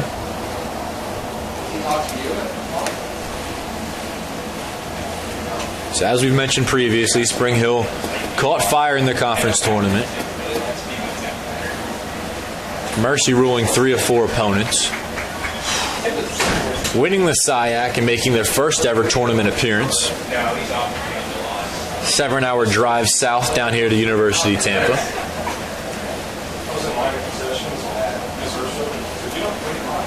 Foster comes set. 1-2 count, 1 away. And a swing and a miss by Scopeland. And that's yet another punch out for Tanner Foster, number 7 on the afternoon. Scopeland doing a good job of moving inside, outside, up and down, keeping these hitters off balance. And that'll bring up Luke Wall, who saved a home run last inning. Ball was hit deep into left field, over the fence. Wall went up, grabbed it, brought it back into play. It was a base hit for the Spartans, but it saved a run. As Wall will foul this one down the first base line out of play.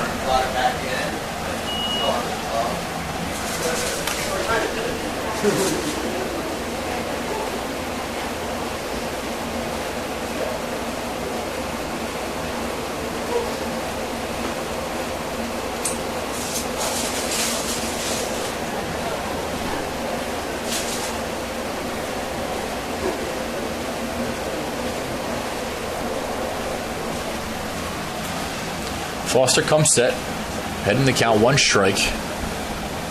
Rodriguez standing on second, and that pitch is just a little low. Beautiful day here in Tampa. Great day to play too. If you want more updated information throughout the tournament, follow at NCAA.com, or you can go to Twitter or Instagram at Tampa Spartans. That pitch is in the dirt. Spartans looking to get back to their winning ways as they won the national championship in 2013 and 2015, national semifinalist in 2014. This program is a national contender every season, year in, year out. Coach Joe Urso has his program clicking. And there's draftees to the major league almost every season here in Tampa, as that one will be a wild pitch past Servin. Rodriguez will advance to third.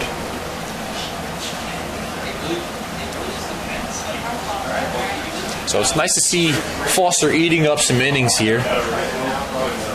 Even though he's given up 5 runs, 7 hits, Coach Joe Urso got somebody warming up in the bullpen, but a long weekend here at the University of Tampa. Like to save them bullpen arms for as late as possible. Nova Southeastern coaches in the stands, getting a scouting report of their own.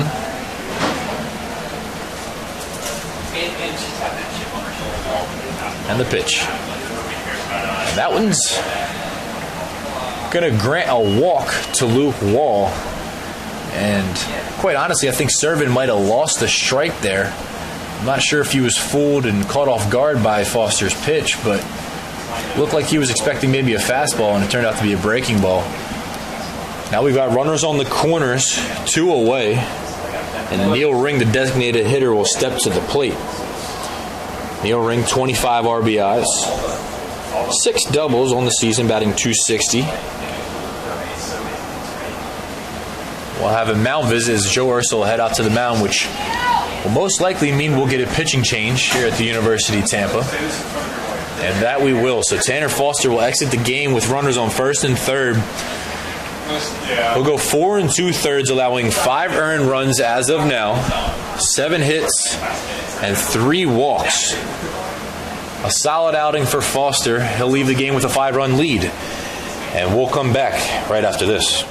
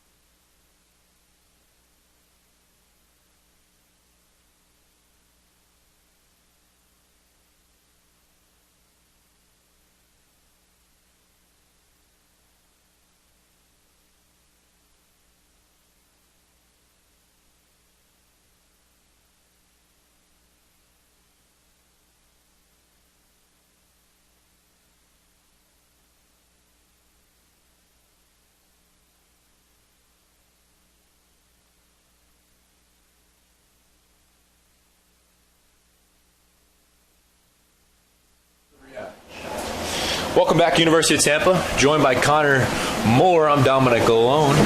Runners on the corners, 2 down for Spring Hill. We've got Neil Ring at the dish. Coming in for the Spartans is Cooper Krug. Yeah, let's take a look at the final stat line for Tanner Foster. He goes 4 2/3 innings, gives up 7 hits, 5 runs, all earned, gave out 3 free passes, 7 strikeouts across 84 pitches.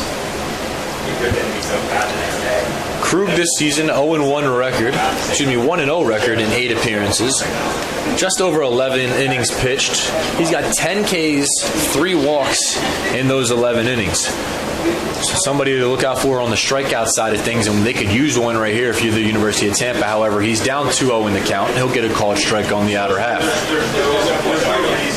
.77 ERA for Krug, 1 earned run. Spartans like to get an out here as a swing and a miss there from Ring. 2-2 count with 2 down. This has been a long inning for the Badgers. Notice Fell, he's just getting loose right now, trying to keep a rhythm as he's thrown 2 innings. Expect him to go another. It's a chopper down the first base line, and that's in fair grounds, and that's going to score a run. Advancing to third will be Wall, and moving along to second is Ring. A chopper over the first baseman's head. Perry can't get a hold of it, and it stays in fair grounds. That'll be an RBI double for Neil Ring. That's a heck of a job by Cole Perry, though, on the cutoff. It looked like a run may score if he does not come up with that, but he's able to gather it as it was in no man's land in the middle of the infield, and he came out of nowhere. But for Spring Hill, 2 runners in scoring position, and all of a sudden, a base hit, we may have a 2-run game. You know, as you mentioned, Mangrum kind of just got the ball back into the infield, trying to kill the play, if you will, and it ended up in no man's land.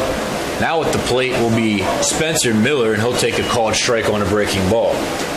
Well, we got ourselves a ball game. 16 runs on 15 hits, 3 errors, not even halfway through. Yeah, and that run will be charged to the starter, Tanner Foster, as will the runner at third base is responsible to the starter. Krug. It's a called ball, rather, on the outer half. And as you said, a base hit here could make this one interesting. Spring Hill fans still trying to put their rally caps on and keep their team involved in this one. That one's a breaking ball outside. With this double elimination setup, both teams want to get off to that 1-0 start because you do not want to fall from behind and play. Whereas you could have house money, theoretically, if you get the win in the early going. So Krug ahead 2-1. Big pitch here. Try to get out of this jam. It's definitely difficult to look uphill if you catch the first loss. That'll be a ground ball. Earhart will corral it, make the easy toss to first, and that'll be it. So Spring Hill scores 3 runs on 3 hits, 1 error, and 2 runners left on base. A big home run shot by Grayson Williams, and then an RBI double from Neil Ring. 10-6 ball game here at the University of Tampa. The Spartans lead it.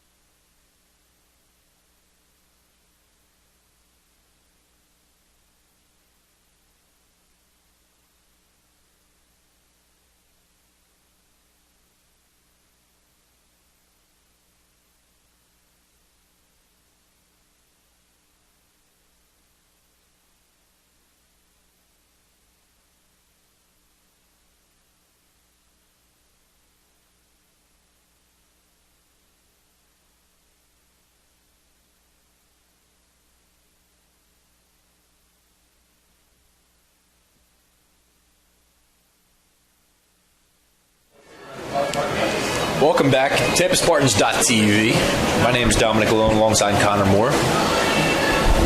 Spring Hill cut the lead down to 4-run deficit now with 3 runs in the top half of the 5th inning. Danny Blair will head to the plate for the Spartans. Blair in this contest 0 for 0 with 2 walks, 2 runs scored. Yeah, Danny, he had that game May 10th, 3-hit game against Florida Southern. That really expanded his wheelhouse. In that game, Dom, he had, believe it or not, 2 triples, and that has propelled him using the speed. And today, he's walked twice and scored. So we talk about it time and time again, just how evident it is. Putting pressure on the defense, get on base, let your teammates bring you in. And it's nice when your 8 hitters capable of doing some big things, putting the ball in play and getting some extra base hits. Something the Spartans could use here in a moment like this, try to gain the momentum back on their side. So after the first pitch, this one will be chopped to right side, past the second baseman, out past the outreaching glove of Skopin. That's a base hit for Danny Blair, first of the ball game for him. Steady swing that time through the outstretched arms of Sklopan at second, and Danny Blair has been on base all 3 at-bats. And how about this guy, Nick DeTringo? He has brought home 4 of the Tampa 10 runs, a double and a single. The production from the bottom of the lineup has propelled the Spartans. These guys getting it done, and Blair's on the move. And that one's gone, that one's deep. And I think that one's out of here. And it is. Home run by Nick DeTringo. And that'll be his 6th RBI of the afternoon.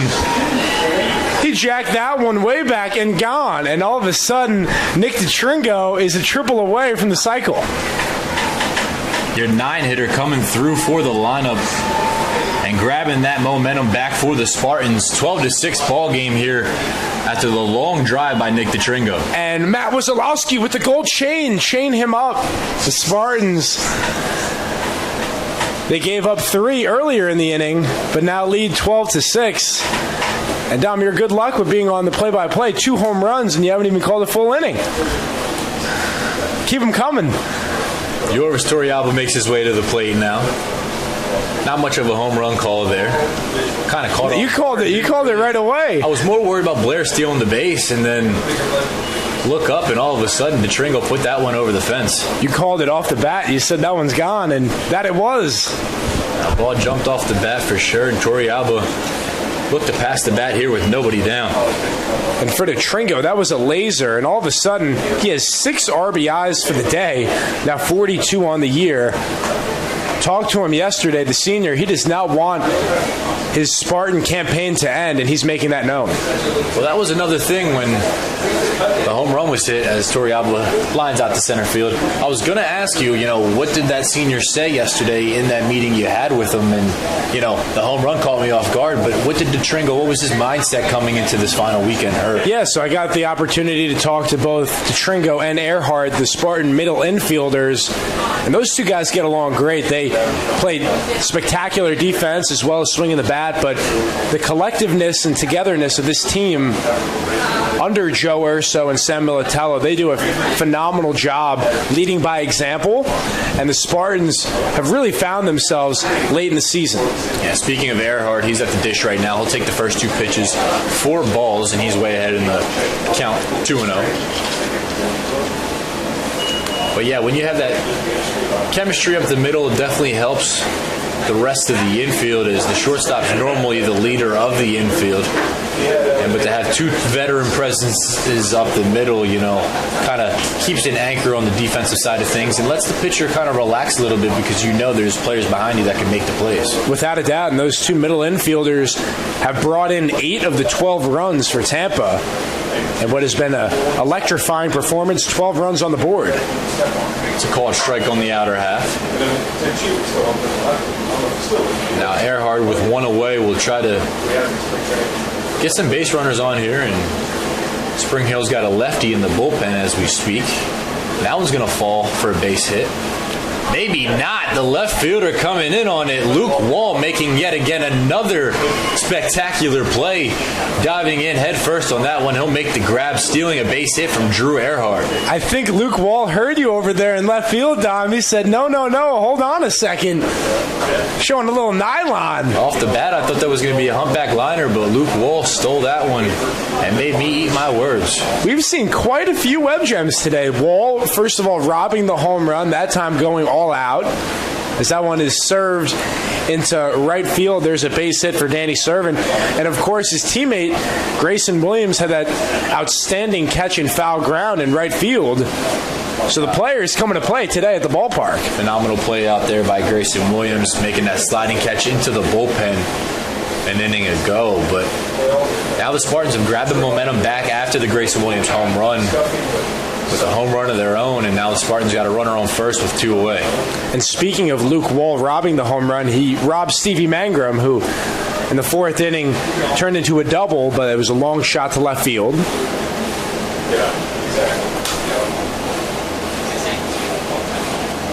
Mangrum 1 for 3 with an RBI. He's ahead in the count, 2-0. As we look ahead to the top of the 6th inning, it will be Guidry, Bonifans, and Williams, 9-1-2 for the Badgers. It's been a roller coaster of a game for Spring Hill, going up 2-0 early in the 1st inning, as that's a called strike on the outer half. And then going down 10-3, and then fighting back to make it 10-6. Now looking up the scoreboard, now you're trailing by 6 yet again, so uphill battle for the Badgers. Yeah, and how about the Tampa offense? We'll say it again. They have scored every inning thus far. They had 1 in the 1st, 4 in the 2nd, 4 in the 3rd, 1 in the 4th, and 2 here in the 5th, and they're not done yet. Spartans with 4 extra base hits, the Badgers with 3. That's a swing and a miss by Mangrum. So obviously both offenses are awake here this afternoon. 1 o'clock start. And now Coach Joe Urso's telling Servin at first base, make sure you get them wheels ready. 3-2 count, 2 away, which means Servin will be off on the pitch. Servin, the catcher, not too threatening of wheels. And Mangrum sends that one in a deep left center field. Center fielder's got a read on it, and Guidry makes the play in left center field. That'll do it for the bottom half of the 5th inning. Spartans lead 12-6 after a home run. And the Spartans back in the momentum.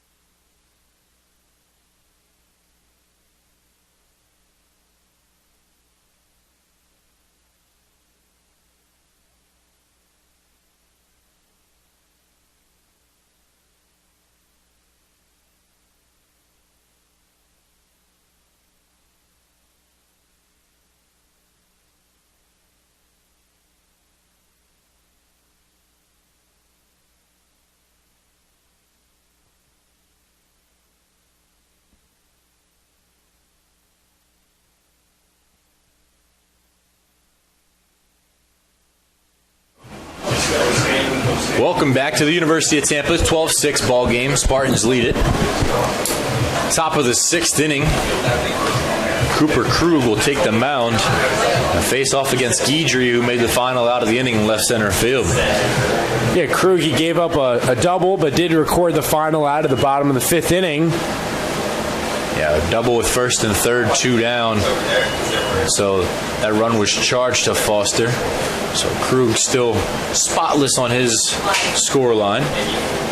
Krug previously attended the University of Nevada, where he played for the Wolfpack, making four starts and 11 appearances. He was one of 2 freshmen to see playing time. So he's got some experience at the Division I level, and that's a called strike on the outer half. He also batted a little bit at the University of Nevada. Batted 176, had 3 runs, 3 hits, 2 RBIs. That one's a grounder to second base. Earhart makes the easy toss to first, 1 away. Go back to the top of the lineup for Spring Hill. Kind of rare to see a pitcher into the Division I level to play both sides of the field, so interesting to see. We got some Babe Ruth and Ohtani in the mix. Why not? Brendan McKay a couple years back with Louisville, I believe it was, or NC State. One of the 2. I always get them red schools mixed up in the ACC. Well, another one you have to look out for is Noah Syndergaard. He's got 2 home runs on the year. He's swinging the bat looking to help the Mets offense, who at times can disappear, but... So back to the top of the lineup for Spring Hill. Mason Bonifant standing at the dish. He started the rally last inning, and he'll try to start it again here as a base hit up the middle. He just gave Cooper Krug a haircut with that laser right back at him. So last inning, Bonifins walked and scored on the Grayson Williams home run. And now single up the middle with one away, and Grayson Williams will make his way back to the dish. Williams turned on a pitch and drove it deep into left field into the netting. Krug will try to send him down here in the 6th inning. Williams 1 for 3 with 2 RBIs. Also a strikeout on the afternoon for Grayson Williams. Krug with the pitch, chopper up the middle. Taking it himself is DeTringo. He'll make the tag and just collect 1 out. And now we've got 2 down, runner on first base. Some fine defense there by DeTringo. If he made the play initially, may have had the chance for the double play, but stays with it, applies the tag, adds a spin, and the relay to Perry, just not in time to get Williams, who is at first on the ground out, fielder's choice. Yeah, knocked the ball down, got the out, and that's all that matters with the 6-run lead. So now we got Fontenot at the dish. First pitch, just a bit upstairs. It'll be 5, 6, and 7 for the Spartans in the bottom of the inning. Perry, Freitas, and Durr. Fontenot 1 for 2.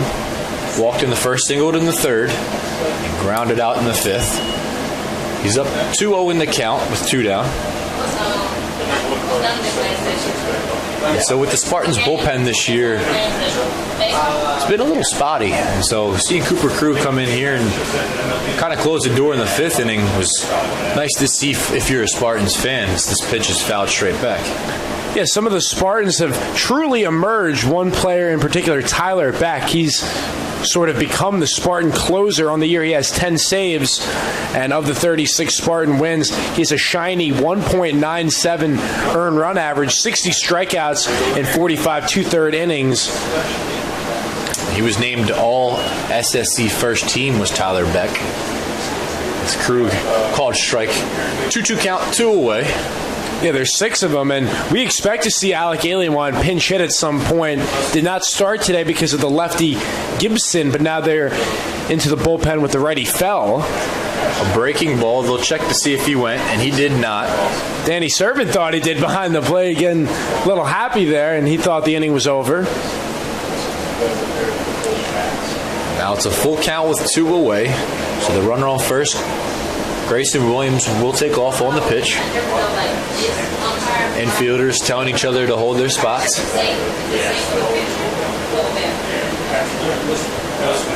The lefty 3-hitter, the backstop, Fontenot at the dish. And that pitch just a bit low, and he'll earn his 2nd walk of the afternoon. Don, we've been talking all day about the vets and the experienced players, but for Nova Southeastern, we're going to see the freshman of the year in the Sunshine State Conference later on today, Duncan Pastor. What a year he has for the Sharks. He had 41 hits and 105 at-bats, 13 RBIs, 11 stolen bases, and that's good for a 357 clip. It's going to be exciting. And for Pastor, he also throws the ball as well. He has 37 innings on the mound, 12 appearances with a 2.68 ERA, 1.08 whip, and a 4-0 record. So similar to Krug, being able to throw the ball and hit the ball. And on the opposite side for West Florida, they'll have an all-Gulf South first-teamer in Matt Sullivan. He's a senior, and he tied for 2nd in the GSC with 50 runs scored. He's 3rd on his own team with 17 doubles. So an offense to look out for are the Argonauts. Yeah, West Florida representing the Gulf South. Earning the 4 seed in the South region. Then another team from the Gulf South, of course, the 2 seed hosting Delta State. They get Emory-Riddle, the Eagles, 7 o'clock tonight. And the first pitch of that Delta State, or I should say Eckerd-Valdosta State game at 4:30. Of course, Dylan McCullough, what a job he has done. He was the pitcher of the year in the Sunshine State. He will face the Blazers of Valdosta State. Yeah, and Nova Southeastern and West Florida have played 3 times since 2016 when they previously met in the South Regional. The Argonauts fell in that one 6-4, and Nova Southeastern has the bragging rights as they've won 2 of 3 in the series. And these two teams obviously have not played each other too much, but the Spartans did win 13-1 last year in February when they met. That is against Spring Hill. So the 1-2 pitch, that one's fisted to second base. Earhart makes the play, and that'll be it here in the top half of the 6th inning. Spartans will head to the bottom half of the 6th with a 6-run lead, 12-6, and we'll be back at TampaSpartans.tv.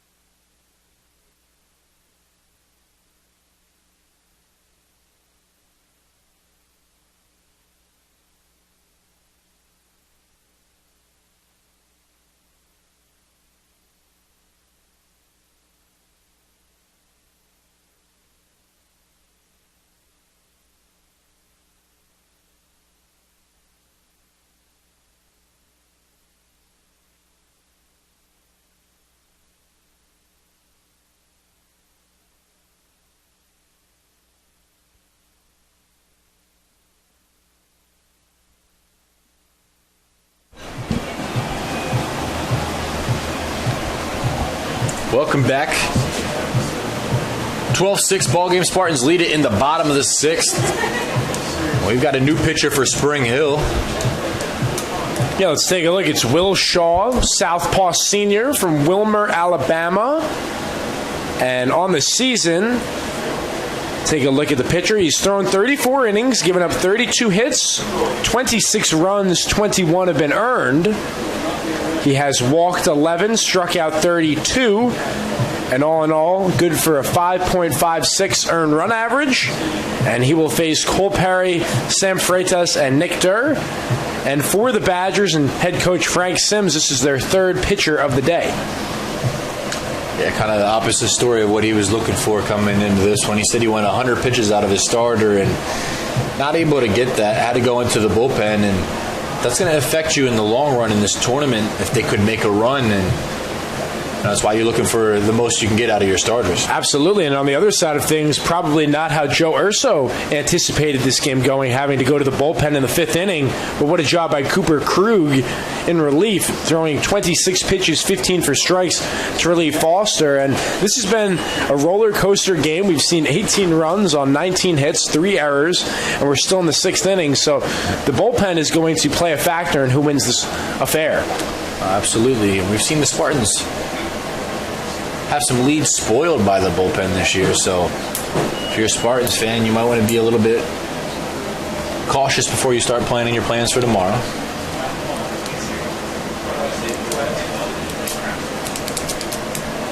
And we have more action in the Badger bullpen. We'll take a look at who that is momentarily. Have time called here as Will Shaw is ahead in the count 0-2. Cole Perry at the dish. He homered back in the 3rd inning. Singled in the 4th. So he's 2 for 3 on the afternoon.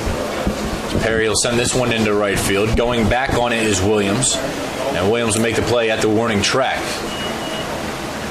So Cole Perry, the 4-hitter, showing off his power, driving that one opposite field all the way to the warning track, but not enough on that one. And that'll bring up Sam Freitas.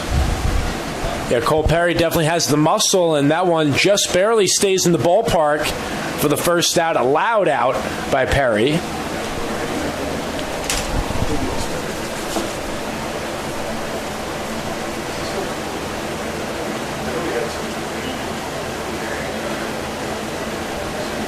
First pitch to Freitas. He'll ground that one to second base. Scopeland will make the play. Easy toss for the second out of the inning. So this lefty's come in and gotten the first two batters pretty quickly. And now Nick Durr stands at the plate. Maybe he'll take some pitches and see what the lefty's got. So it's Tucker Powell, the redshirt junior from Mobile, Alabama, lefty, getting loose. Yeah, he's kind of settled down after the first two outs here by Shaw. And a nice breaking ball there, fools Durr. Half swing. That'll be a strike on the swing. This lefty Shaw looks composed. And he's also got a decent breaking ball here. Durr swung through it twice in this at-bat. And like we've alluded to, attacking the strike zone. We've seen 9 walks, 5 for Tampa, 4 for Spring Hill. And if you're able to execute the strike zone as that one's grounded to Rodriguez and makes the throw, nice pick over there first by Miller to retire the side. We get ready to move to the 7th inning. And we'll come back after this one, and Connor will take you for the last 3. 12-6 ball game. Spartans lead it. For the TampaSpartans.tv, we'll be right back.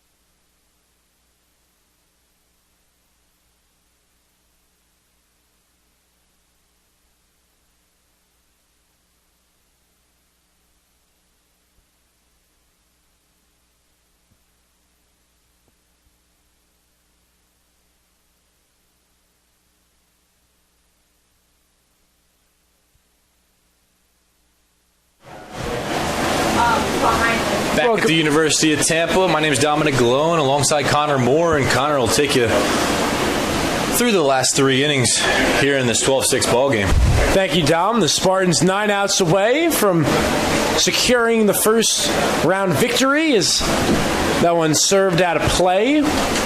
Cooper Krug against John Schlopan, and Schlopan has brought in half of the Badger runs thus far, as 2 singles and a strikeout.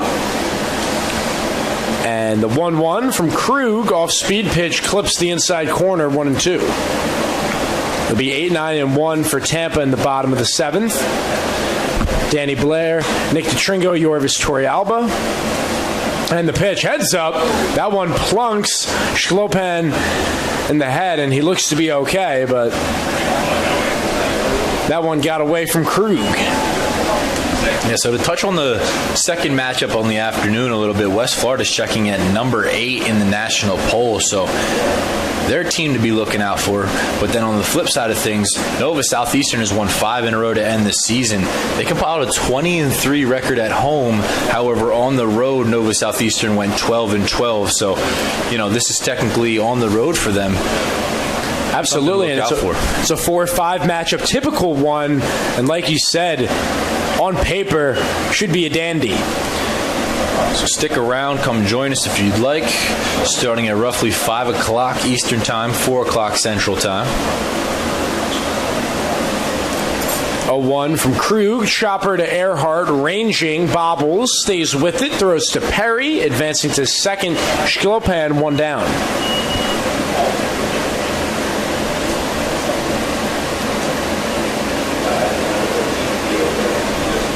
So at this point, you're just looking for base runners if you're Spring Hill. Try to compile some base runners with the base hit or two, get some runners in motion, and try to get some more runs on the board. Spring Hill is 3 for 7 with runners in scoring position. This will be their 8th chance for designated hitter Neil Ring. Taking all the way for a strike. So Krug, as I mentioned, went to the University of Nevada. He's from Reno, Nevada, and he was named the Northern Nevada Division I Player of the Year coming out of high school. So definitely a big arm to look out for in the future. Ring swinging for the fences there, behind 0-2. Krug standing at 6'5", 215. He played basketball in high school, so it doesn't surprise you with the height that he has. Interchangeable, versatile player he is, and you're right, he truly does throw downhill with that frame of his where he overpowers players and he throws that one upstairs. You know, it can be intimidating coming off the mound already. Him at his height, like you said, coming straight downhill on a fastball, you know. Trying to pick up the breaking balls coming over top could be a struggle for these hitters. Let's see what Krug and Servin key in on. And wow, inside fastball. So Krug with his command hits 2 batters this inning. And let's see if that sparks some movement in the Tampa bullpen. And yeah, Joe Urso coming out, and looks like we're going to get an arm or two loose. And it will be, I believe Sammy Peralta is walking towards the mound. Bullpen, I should say. As Krug now will face Spencer Miller, the first baseman, who is 0 for 3 thus far.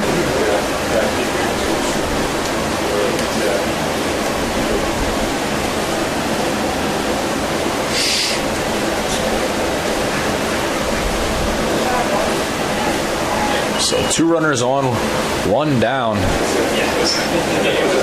And it's Spencer Miller at the plate. He's 0 for 3 on the afternoon.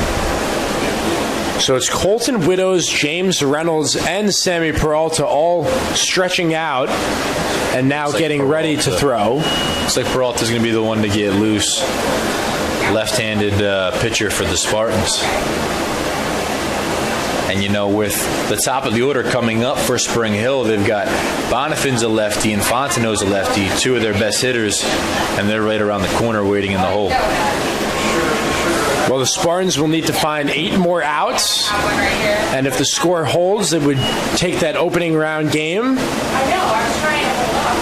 You mentioned the 2-game slate. What opening game it has been thus far. Both sides representing their conferences very well. Of course, the Badgers out of the SIAC and the Spartans out of the Sunshine State. Chopper on over Freitas goes to Earhart, the relay, not in time. So 2 down, runners on the corners for Spring Hill. As Ring is out on the force, Shklopan to third, Miller safe at first.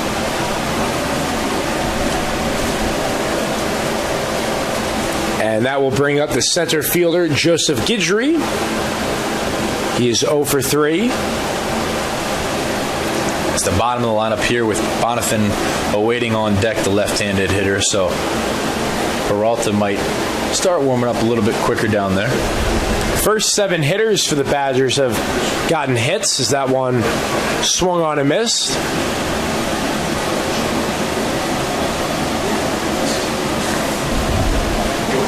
Miller at third, 6 for 7 on stolen base opportunities. And the pitch from Krug fouled out of play, 0-2. So now ahead in the count, opportunity to get out of trouble. The Spartans pitching staff has done well with the bottom of the order. The 8 and 9 hitters, Miller and Guidry, are 0 for 7 combined on the afternoon. So it's where you need to take care of business, and the pitching staff has so far. 0-2 misses. And it seems critical here for the Badgers. You're not going to get 6 runs off one swing, but you're here in the 7th inning. Get a couple runs back, give yourselves a chance. A base hit here would be huge to score a run, bring up the top of the order. It would be a momentum swing for Spring Hill if they could pull it off. That one's spoiled by Guidry. Stays alive.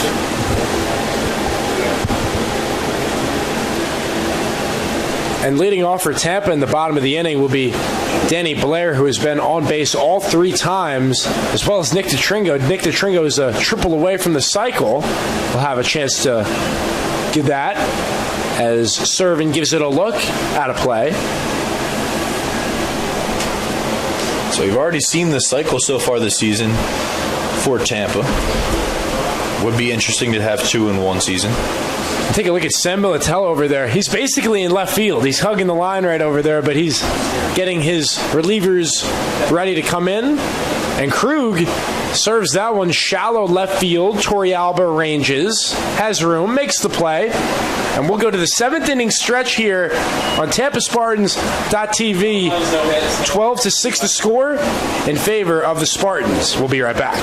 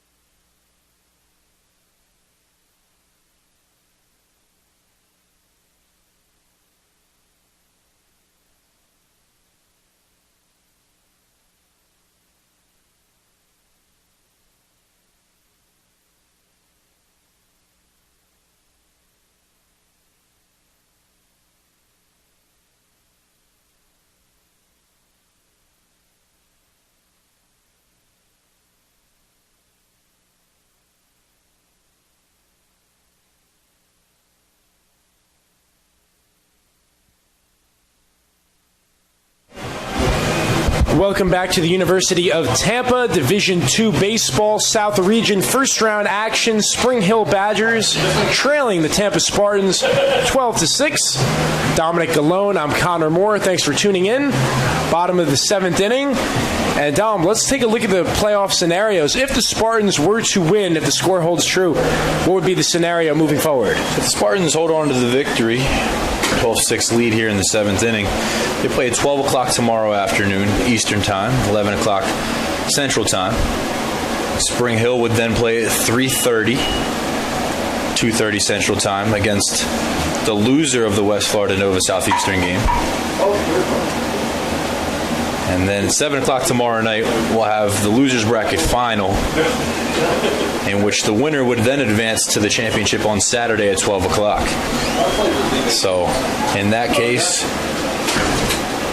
in the winner's bracket, somebody would have to come out of loser's bracket and beat them twice on Saturday. So, interesting scenario. And if you're Spring Hill here, you like to try to make a comeback in this game because fighting uphill is a tough task. Yes, indeed. And a lot of scenarios, a lot of possibilities. So whatever team you're cheering for, stay tuned because it's going to be an exciting next couple days with South Regional play. And then, of course, Delta State, the 2 seed, hosting the other 4 teams. They get Embry-Riddle tonight at 7. And then first pitch in the Eckerd-Valdosta State game about an hour or so away. So throughout the day, we will keep you posted as it is a 2-2 count, lefty on lefty, Shaw versus Blair.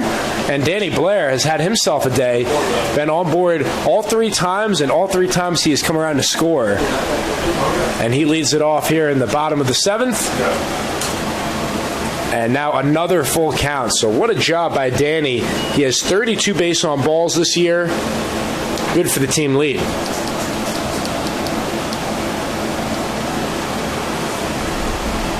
And the payoff from the southpaw on its way. Cut and a miss, and able to hold on is Fontenot. And for Shaw, he collects his first strikeout of the day and 31st K on the year for Danny Blair. And here we go, Nick DeTringo. For everybody doing the stats at home, he's a triple away from the cycle. The senior, shortstop. What about the production in the 9 spot today? Yeah, can't ask for anything more if you're Coach Joe Urso. Bringing around the top of the order, and he's producing at a phenomenal pace. 6 RBIs, and as you keep mentioning, just shy of the cycle. And on deck, Sunshine State Player of the Year, Yorvis Torrealba. He's 0 for 2, but has manufactured 2 base on balls, and he's scored twice, adding a stolen base. His 20th on the year. As DeTringo grounds that foul down the third base line, behind 0-2.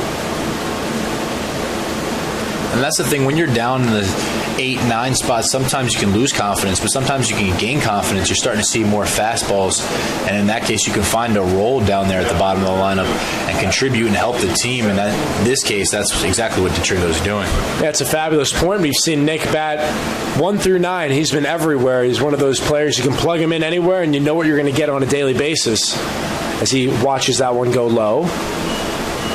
And like you were saying, Dom, we have the top of the lineup in the 8th inning coming forward for the Badgers. It would be Bonifans, Williams, and Fontenot. And this is their chance. They got one last gasp, really, where they get to go through the heart of the lineup. And it will be a tough task, needing 6 runs as DeTringo putting together a quality at-bat, fouling pitch after pitch off. Make a healthy assumption Krug's day is done, as we've still got action in the Spartans bullpen. And for Tampa and company, having all of those arms to turn to and only needing 6 more outs. I downloaded NCAA commercials here, and then they're on here, so we can play these. Okay. They're like 30 seconds apiece.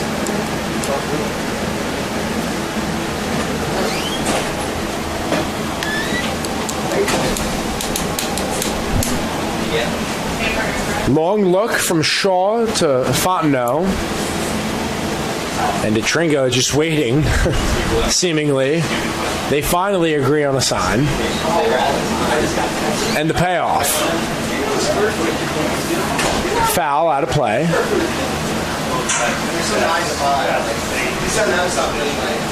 Majority of the crowd still here hanging around. We thank the viewers for staying with us. TampaSpartans.tv. Dominic Galone, Connor Moore calling the action. Nick DeTringo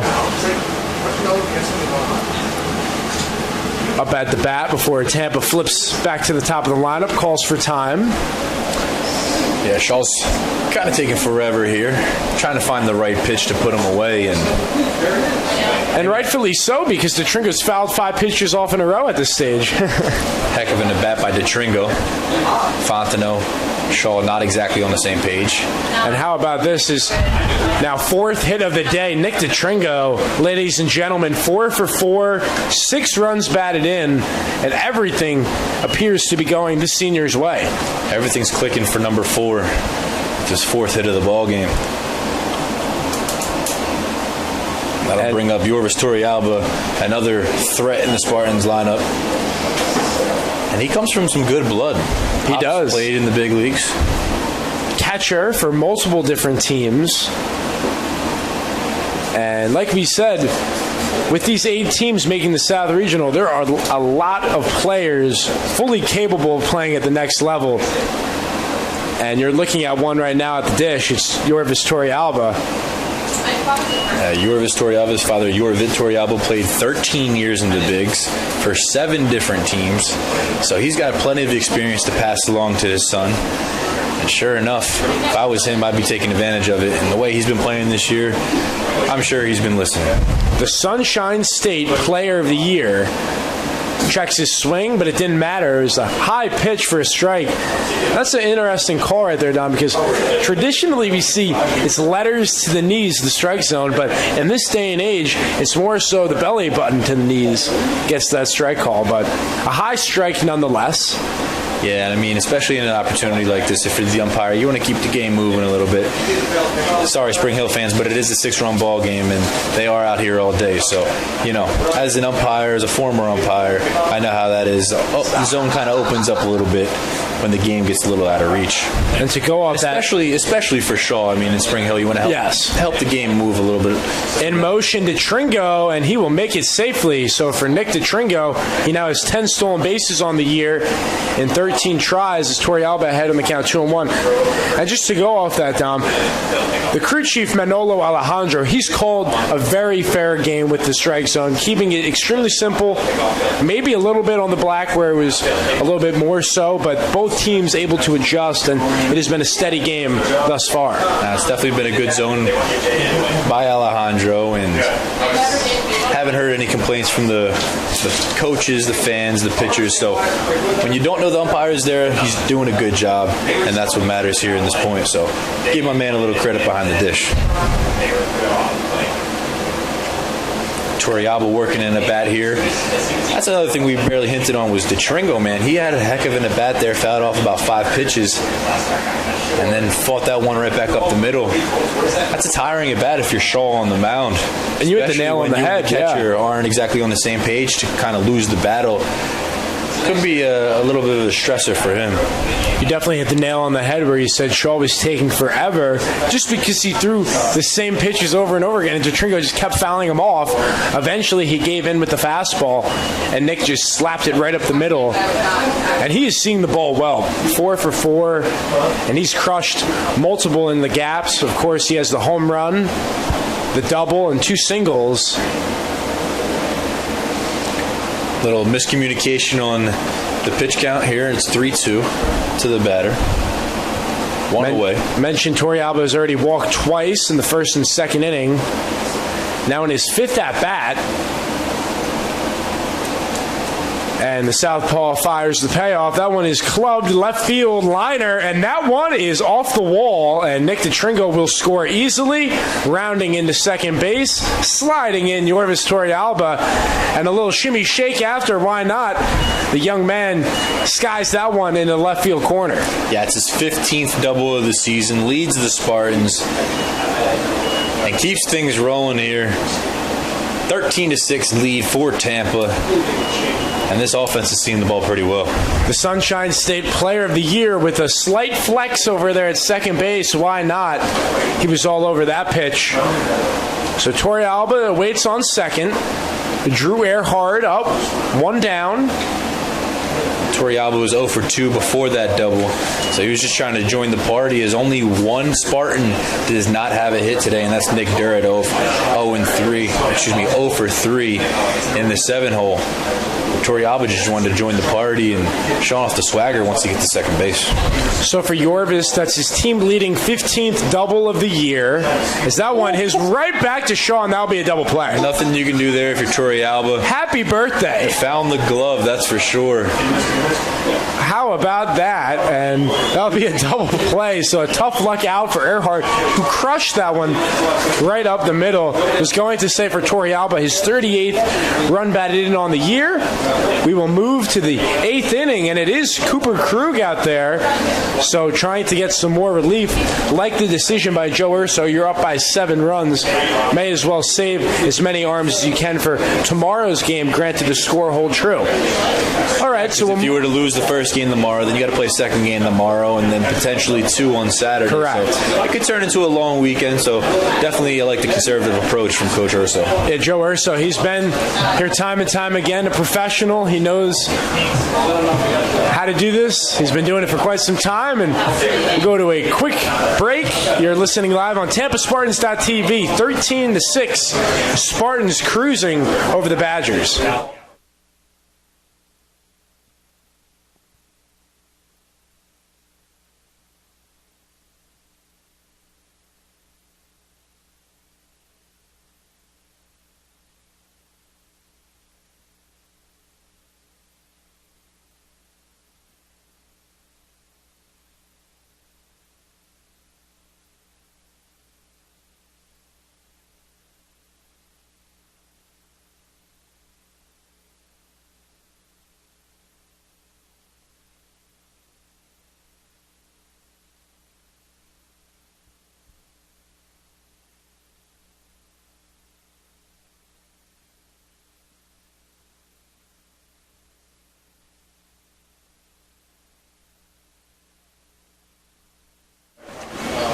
Welcome back to the University of Tampa.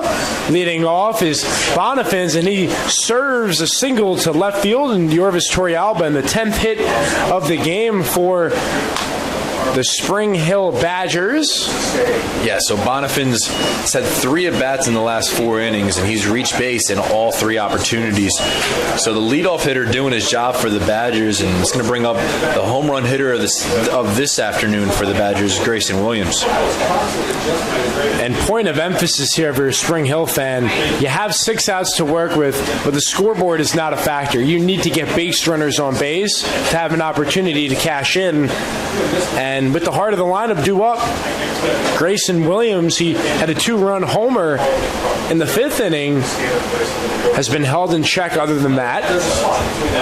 Yeah, I agree. Definitely want to collect base runners before you start thinking about the score because, you know, it's going to take a handful of base runners before you can hit that grand slam to tie up the ball game or however. But like you keep mentioning, 6 outs remaining. Piece some base hits together if you're Spring Hill. And Cooper Krug now 3-0 on Williams. And you can see the frustration as Sam Militello comes to the mound. And I think Joe Urso essentially is like anything but getting behind 3-0 because the last thing you want to do is put on runners for free. Well, rightfully so if you're Sam Militello. You're up 7 runs, just go right at the batter, let your defense do the work. And the way that Spring Hill's been, you know, offensively today, they haven't been hitting too many long balls, rather. So, you know, maybe you roll up a double play ball or something like that. Go right after the batter. And I love Joe Urso. He's got a smirk on his face. He walked down the whole dugout, got himself a bottle of water after that. Just throw strikes, Cooper. Just throw strikes. The point of emphasis right now that Sam Militello and the infield telling him. But a chance now if you're Frank Sims, head coach for the Badgers. Hey, Williams, I should say, already has a home run today, 3 on the year. Maybe give him the green light if you get a meatball down the heart of the plate. I disagree. Up 7 runs. I think you try to work a walk here if you can. Get an additional base runner for your 3-hitter who awaits on deck, Fontenot. But that would be my personal opinion on it. Well, let's see what happens. Krug because ready as you to said, you can't hit a 7-run home run here. So that is very true. You might as well try to work a walk. Taking all the way, and that is on the black for a strike. Nicely done by Krug. And yeah, that was one, if you're Williams, absolutely cannot swing at that one. He's swinging off that one. It hits off a servant behind the plate, and we have a full count.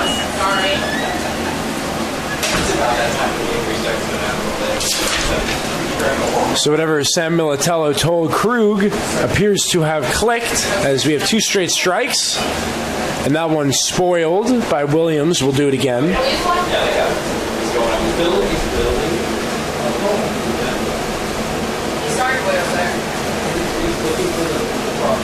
Mason Bonifans at first, nobody out, and that one laced into left field. Torrealba will play it on a hop, advancing to second Bonifans, and there's a base hit on a full count by Williams, and Spring Hill has the first 2 batters on board here in the top of the 8th inning. And that's going to be it for Cooper Krug, I believe.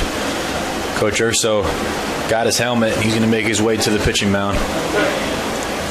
And Spring Hill with an opportunity here. 2 runners on, and you got the 3-hitter up. So Coach Urso trying to put a stop to the bleeding. I believe we were seeing James Reynolds come out of the bullpen. There were 3 different arms getting loose, so a lot of options for Coach Joe Urso to choose from.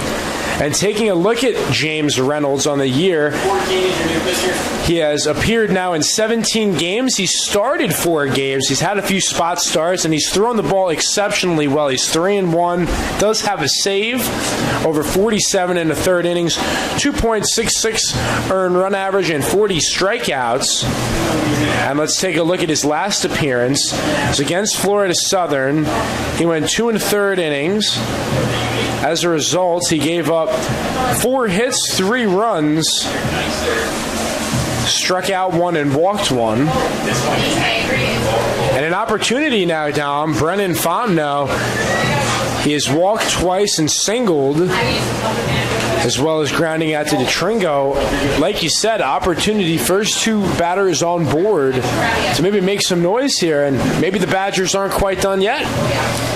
We will see. This is the meat of the order. If they're going to do it, it would be in this spot. Rodriguez and Scopeland up next. They both collected 2 hits apiece. So a monumental spot here for Reynolds and the Spartans pitching staff. So coming up next, roughly 5 o'clock, we'll have Nova Southeastern versus West Florida. That'll be a matchup between 2 heavy hitters. West Florida, number 8 in the nation, while Nova Southeastern comes into this one making their 5th consecutive postseason appearance, 7th overall under the 9-year head coach Greg Brown. And looking at the Nova Southeastern lineup, they've got a heck of an offense, and led by Garrett Wolforth, their catcher, who ranks in the top 5 in 5 offensive categories: 11 home runs, 11 doubles, 5 triples, 51 RBIs, and 49 runs scored. And as the catcher, he's got 10 stolen bases. So Wolforth, somebody to look out for in the Sharks lineup. Absolutely, and 2 teams representing their conferences so dramatically. 4-5 matchup is going to be an enticing ball game as we are ready to resume play here. The Argos and the Sharks coming up live on TampaSpartans.tv following this game. As of now, we are expecting around a 5 o'clock first pitch. We'll keep you informed depending on how this game goes. So James Reynolds has finished his warm-up pitches, and he is ready. Brennan Fontenot is ready. Manolo Alejandro, the crew chief, is ready. And the first pitch from Reynolds, fastball on the outside corner for a strike. And here's some displeasure, finally, from one of these hitters. Fontenot did not like that call one bit. Yeah, finally, like you said, as Alejandro has been pretty consistent behind the plate. Now we're getting to these key moments, a little bit more stressful for these hitters. And the one thing I will say is it's that high strike time and time again. There was one on Torrealba where Torrealba kind of tilted his head like, wait a minute, I don't know if that was there, but if it is at the letters, the box says it's a strike, so it is a strike. And we have a 1-1 count. Bonafin's on second, Williams at first. Nobody out here in the top of the 8th inning. And that is foul.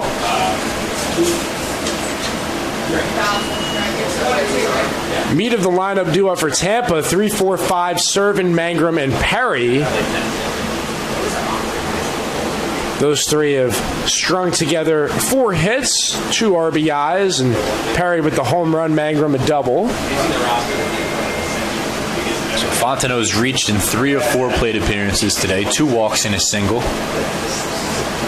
And he's behind in the count right now, 1-2. The payoff from Reynolds, hot shot down the first baseline, foul. And if you're Reynolds here, you'd love to get a ground ball double play, or have the opportunity for a double play, rather. But as we've mentioned previously in this broadcast, this catcher Fontenot has pretty good wheels for a backstop. Fontenot, 14 stolen bases, only caught 3 times this season. He's very athletic, on display here, behind in the count.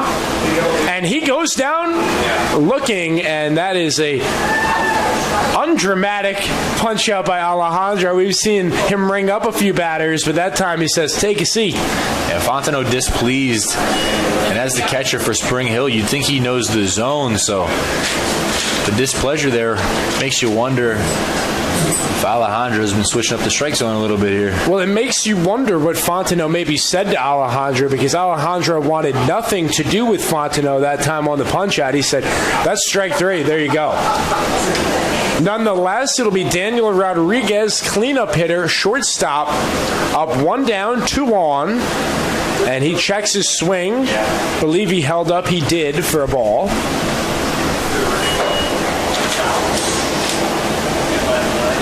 Rodriguez with the double in the first, single in the fifth. He's got a big opportunity here with 2 runners on to try to cut into this lead. And taking a look, the Spartans have a 97% fielding percentage.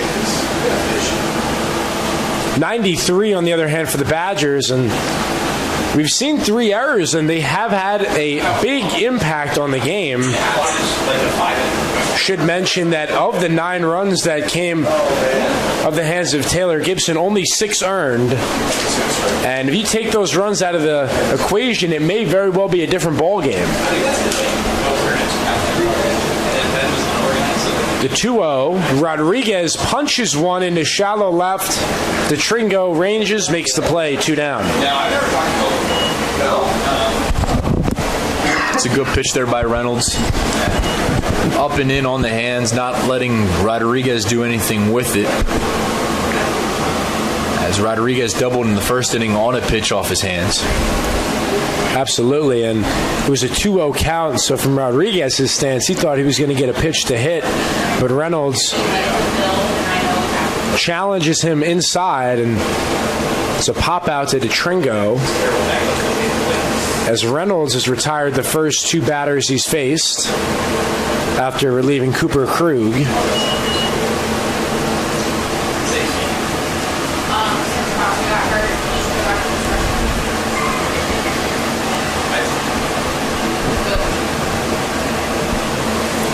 Reynolds steps off the mound, is ready to resume. Perry is not holding Williams on at first, and nobody holding on Bonifins at second. So Reynolds, a transfer out of Palm Beach State College, made 33 appearances the last 2 seasons. And 100 innings on the nose in 2 seasons. All right. 69.2 last year and 30.1 in his freshman season. So he's had plenty of innings, plenty of experience. And like I said, he had 4 spot starts as well, and he has given the Spartans some length. He's one of those guys that easily could pitch the remainder of the ball game.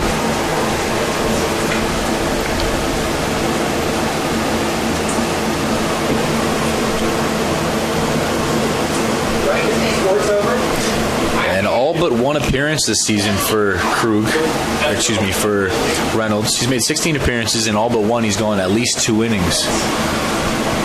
So Urso would probably like to see him go the remainder of the ballgame. And the payoff, a weak swing that time, going down swinging with Shklopan. He throws the bat, and we will move to the bottom of the 8th inning. Tampa leading 13-6 over Spring Hill. You're listening live on TampaSpartans.tv.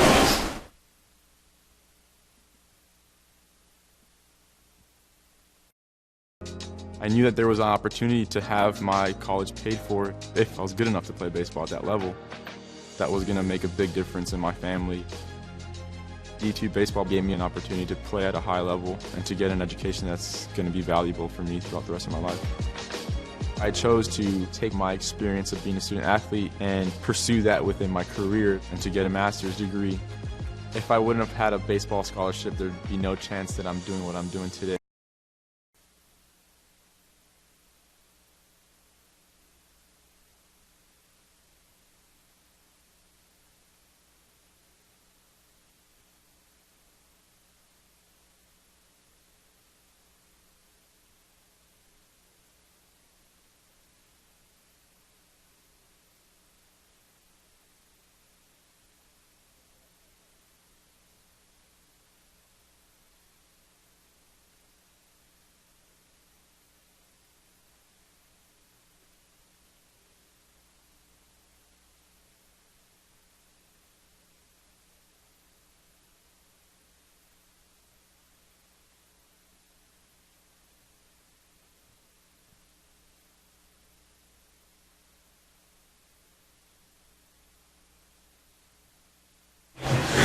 Welcome back to the University of Tampa. First round action of the Division II NCAA South Region. Game 1 currently sits 13-6 Tampa over Spring Hill. The second game, as we've alluded to time and time again, a 4-5 matchup between West Florida, the Argos, against the Sharks of Nova Southeastern. Should be a primetime matchup. But first, we'll finish this game. It's Danny Servin against Will Shaw. And the first pitch, low and outside. Check that on the corner for a strike. So the presentation by Fontenot behind the home plate, and a little bit of an argument last time with Alejandro when he went down looking, because that was a chopper up the middle. It's a base hit for Servin. And now he's got back-to-back singles after being retired the first 3. Yeah, I was checking them out in between innings, Fontenot and Alejandro, the catcher umpire. Not much of a conversation there, and Fontenot probably a little frustrated with the strike zone. And I think we're going to get a change here. Here comes Frank Sims, yes. Lefty in the bullpen. Looks to be coming in and taking over for Shaw. So Tampa 3 outs away from winning the first game. And we will go to the bullpen. Let's take a look. It's a pitching change. And it is going to be a new pitcher for the Badgers. Tucker Powell, the 5'11" redshirt junior from Mobile, Alabama, will relieve Shaw. And on the season, he has thrown 22 1/3 innings. He has 4 wins on the year, 6 losses, has given up 29 hits, 33 runs, 25 earned runs. He's walked 25, struck out 19. He's got a 10.07 earned run average, and he's a sidewinder. He throws submarine-like, the southpaw, and he will face Stevie Mangrum, Spartan cleanup hitter. And we'll be right back after this. You're listening live on the Sunshine State Digital Network. If I lose, I'll respond with respect. If I win, I'll back it up with humility. If I fail, I'll rise up with honor. It's tough for us to put it all on the line. Don't undo my hard work with poor sportsmanship. Respect. It's the name of the game.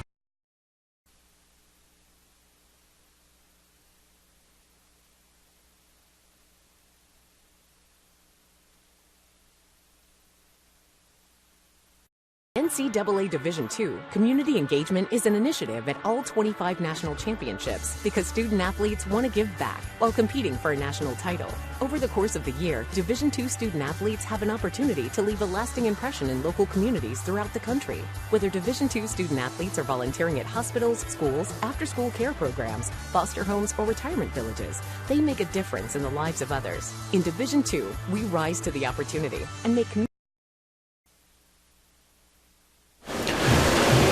Welcome back to the University of Tampa. Tucker Powell is finishing his warm-ups. Stevie Mangrum walking to the plate for the day. Stevie 1 for 4. He doubled back in the 4th inning, came around to score. And there's nobody out on first base. Danny Servin. And let's do it here. We resume play.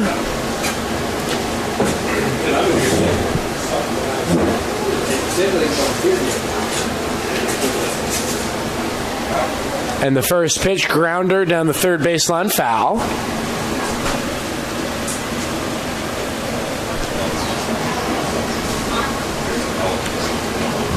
Looking ahead to the top of the 9th inning, 6, 7, 8 due up for the Badgers. It's Luke Wall, Neil Ring, and Spencer Miller. And there's a laser in the left field playing it on a hop as Wall. And Servin advances to second, so a 2-hit day for Stevie Mangrum.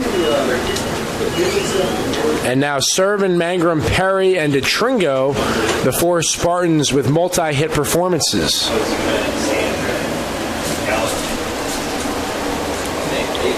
And now the first baseman, Cole Perry. at the dish.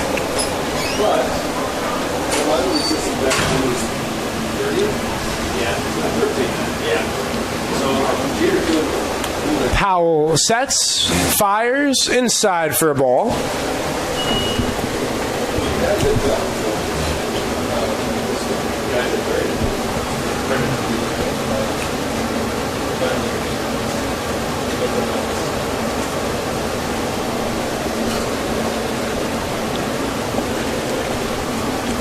And the 1-0 on its way from Powell. Watch out.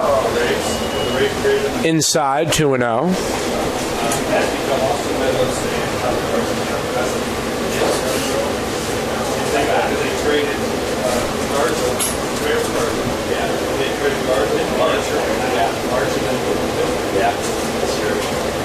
Just wanted to throw it out there. The Oakland Athletics are leading the Detroit Tigers 17-0 right now. And that is not an Oakland Raider and Detroit Lion football score. That is the Oakland Athletics leading the Detroit Tigers 17-0 right now as the bases are loaded. And they will intentionally walk, believe that is for Perry. Check that. He was plunked by the pitch. So Perry advances to first, Mangrum to second, and Servin now at third.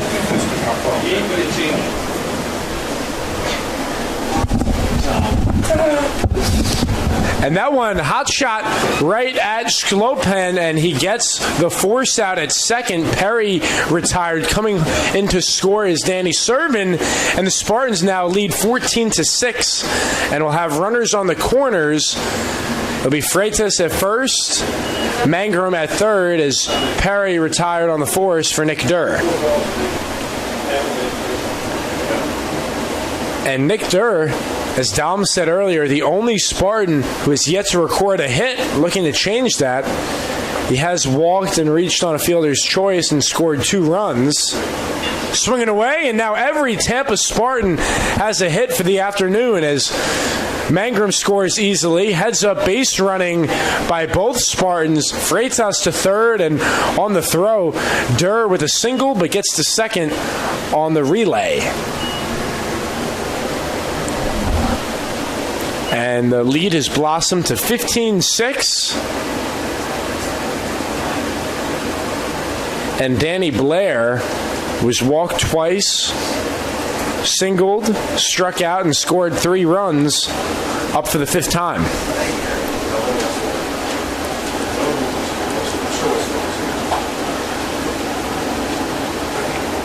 First pitch outside to Blair. So currently where we stand, expecting a few minutes after 5 for the first pitch of the Sharks and Argos. And as we mentioned earlier with the scenarios, Spartans well on their way to victory here. They would play the winner of West Florida, Nova Southeastern. Next game will start at 5. But if it's 4:20, then we'll go 5:05. Alright, and then we'll do the announcements 15 minutes before. 2-0 the count on Danny Blair. Lefty on lefty action. Make it 3-0 on Blair. So as this game concludes, we will happily inform you the start time for the second game on the slate.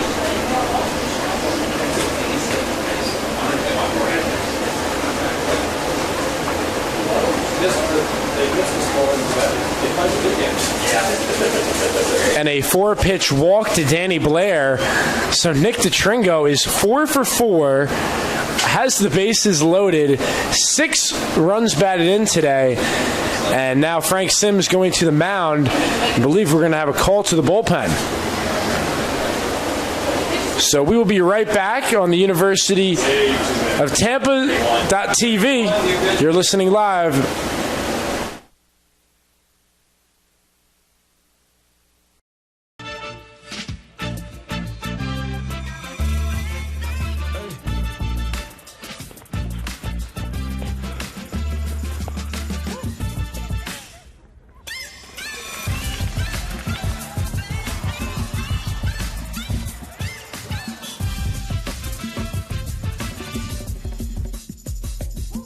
If you have the talent and dedication to succeed in school and in sports, we'll provide the opportunity.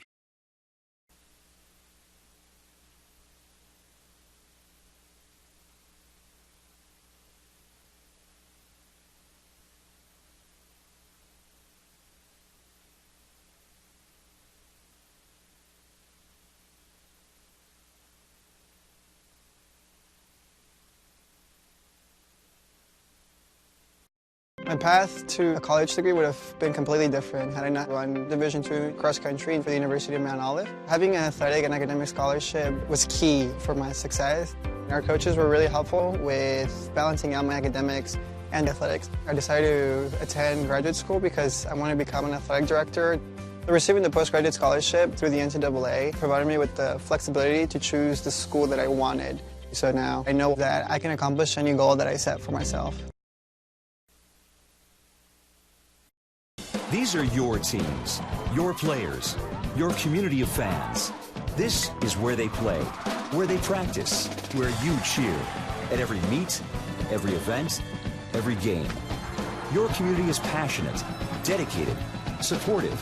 You know the tension of a close game and the thrill of the win. So while you're cheering, keep an eye out for anything out of the ordinary. If you see something suspicious, say something to local.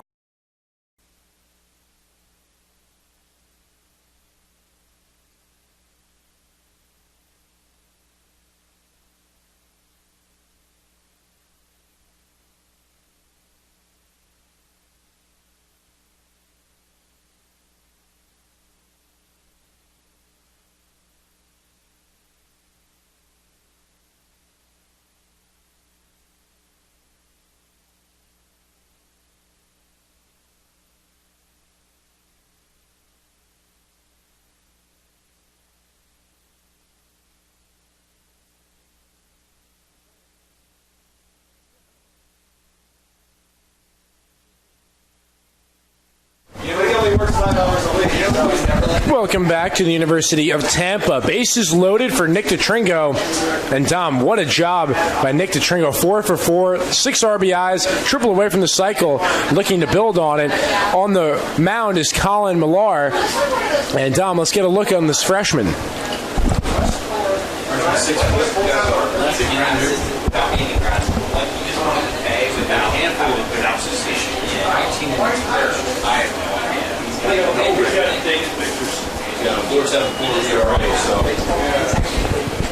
He has not allowed a triple this year. All right. He was looking to be the first. Second, the first round. South region. DeTringo behind 0-2. Worth mentioning the West Florida Nova Southeastern game expected first pitch 45 minutes after the conclusion of this game. And DeTringo takes low. Here's the thing with Millar. He's got 14 Ks and 12 walks, 10 earned runs in 19 innings. He's a true freshman, so he's got some room to improve, some time to improve. Somebody that the batters will look out for. Lefty coming out of the bullpen is always an asset to the The team. 1-2 to DeTringo outside.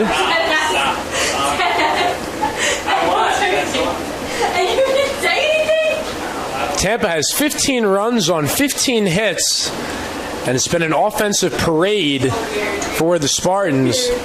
And the Nova Southeastern Sharks have just entered the ballpark as they get ready, expecting the Argos to be arriving momentarily. Goes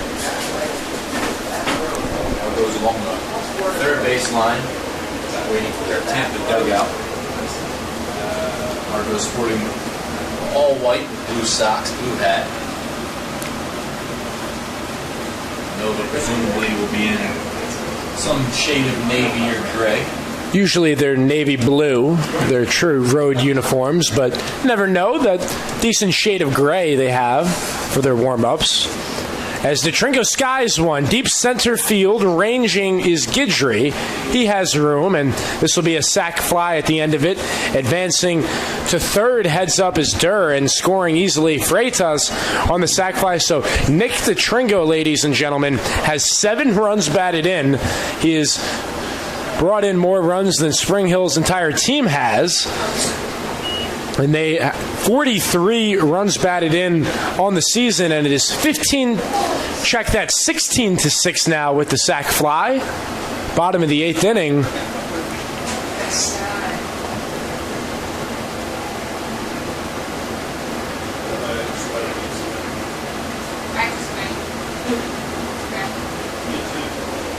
And how about Yorvis Torrealba coming up for the 6th time today? Officially 1 for 3, 2 walks, and laces that one into left field. And now 2 hits on the afternoon for Torrealba as he steamrolls into second base. And he does the shimmy, shimmy, shake.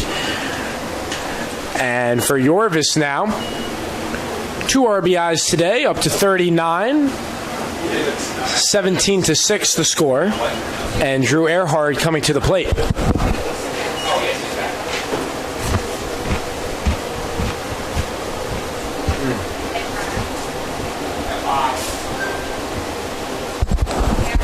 And Yorvis Torrealba will be pinch run for by Stephen Smith.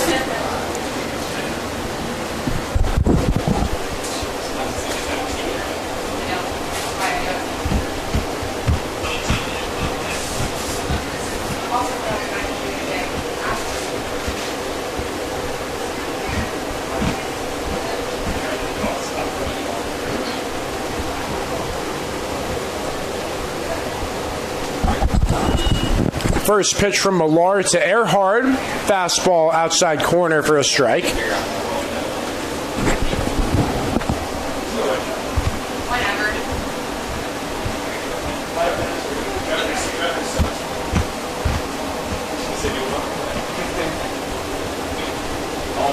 And there's a base hit in the left field. This will plate Blair, advancing to third Stephen Smith. And an RBI single for Drew Earhart. And now he has 3 RBIs for the day, 27 on the season. Right. Pinch hitter here, the Spartans. Potentially a pinch runner as well. Looks like Keenan Bell coming to pinch hit for the Spartans. Pinch runner 11. And Mikey Navarrete pinch running for Drew Earhart.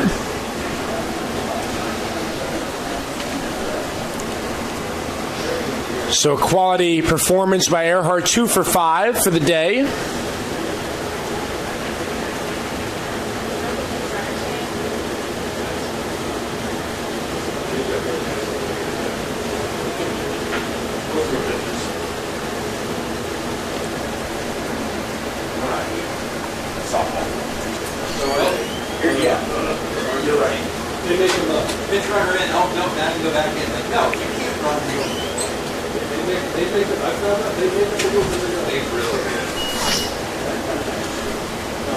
So Tampa has runners on the corners. They lead 18 to 6 over the Spring Hill Badgers.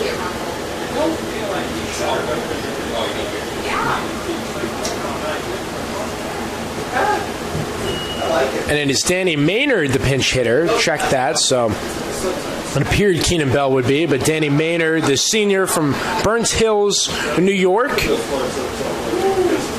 I've seen him catch a fair amount, but behind Danny Servin. And that one gets away from Fontenot.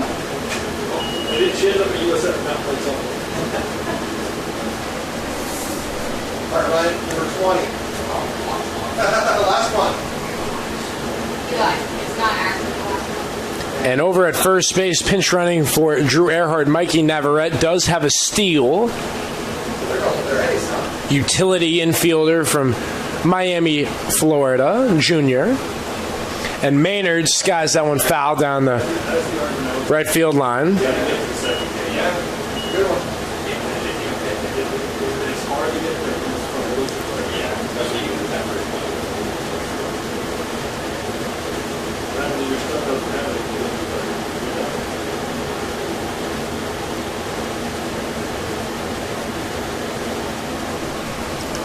And the 3-1.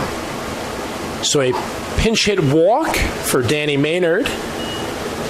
And Tampa has reloaded the bases.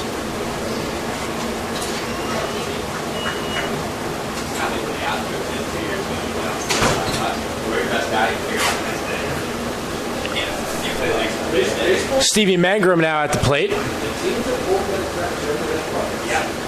So it makes sense. Danny Servin had a quality performance behind the plate, and now a lot of the Tampa regulars getting rested. We see Torrealba, Earhart, and Servin all removed. And you have Steven Smith, Mikey Navarrete, Danny Maynard, the three replacements. Maynard started his career at the University of Maryland. He spent last season here with the Spartans, he had 28 games. This season, I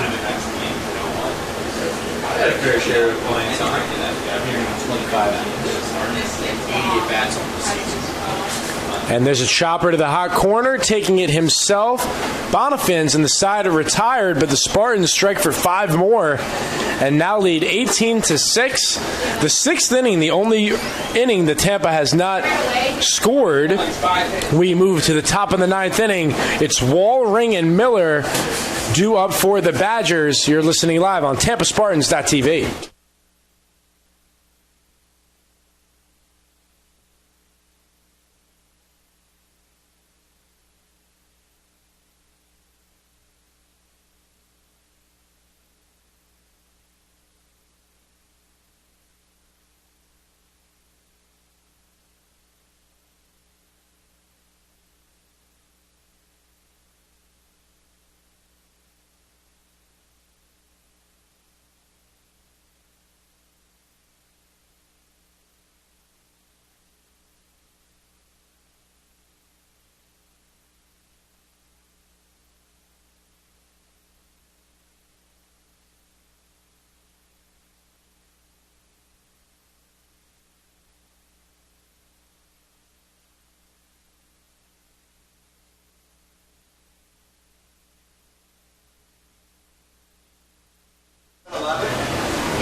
Welcome back to Tampa.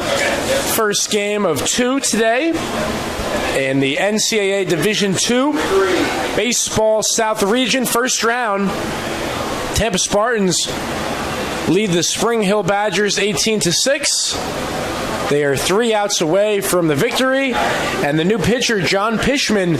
Dom, let's get more on John. Pishman making his 4th appearance of the season as named for pitcher. He's thrown 4 innings, allowed no runs, struck out 4 batters, and allowed 3 walks. Yeah, he plays for the interesting thing is, Pishman also, he's an offensive guy as well. 13 at-bats on the year. So he's a dual threat player. Now he's going to try to close this one out at the University of Tampa. Pishman spent his first 2 seasons at State College of Florida. 88 appearances offensively and defensively combined over the 2-year stretch. So we'll see what he can do here first round of the South Regional. And the first pitch to the Spring Hill left fielder Luke Wall, outside for a ball.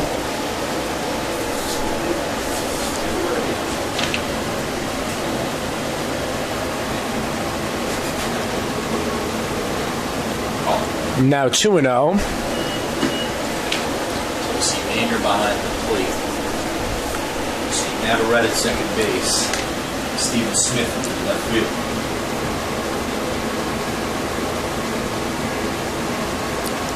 And Pishman fires for a strike, 2-1.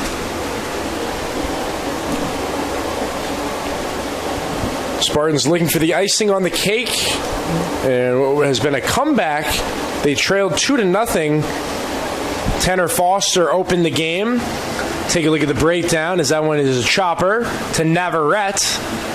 And he throws to Perry, who does a nice job with the footwork, staying on the base for the first out. Navarrete's tough play going to his throwing side right up the middle. And then have to turn and make the play. All in one motion. Pretty impressive play there by Navarrete. So Foster went 4 2/3. Krug went 2 1/3. Reynolds went an inning. Pitchman now with a third. And all in all, Tampa 2 outs away from taking the first game of the South Region here.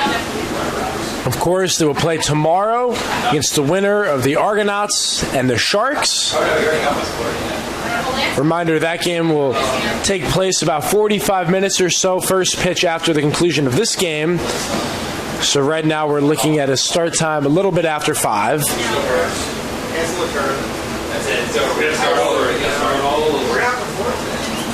Pitchman misses upstairs. Dom, what's been your takeaway today for both sides? Let's first start with the Spring Hill Badgers. I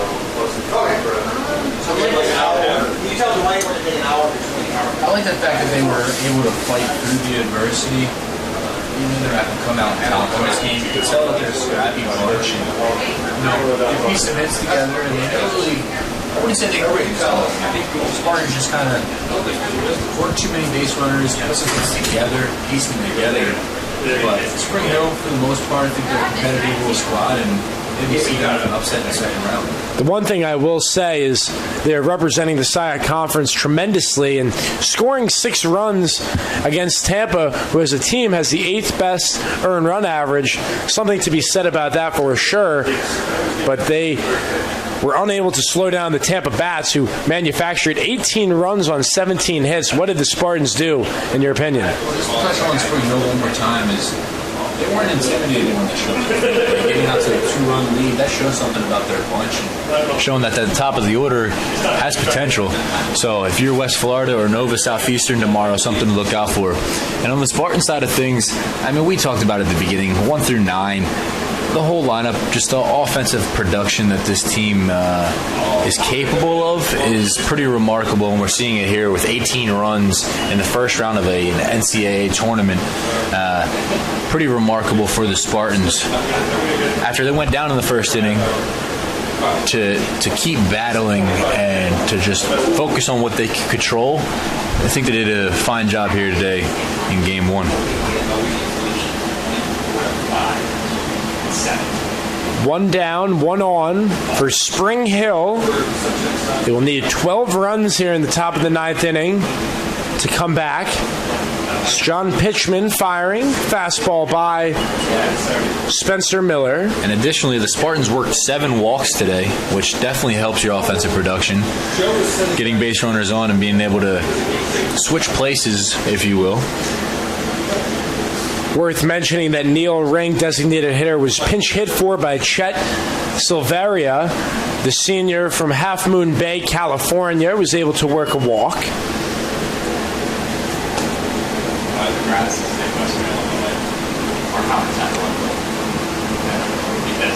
And just to reiterate, Dom, the 18 runs that Tampa scored, we talked about it in the pregame about how balanced they are 1 through 9. What were they able to do collectively as that one is skied out of play?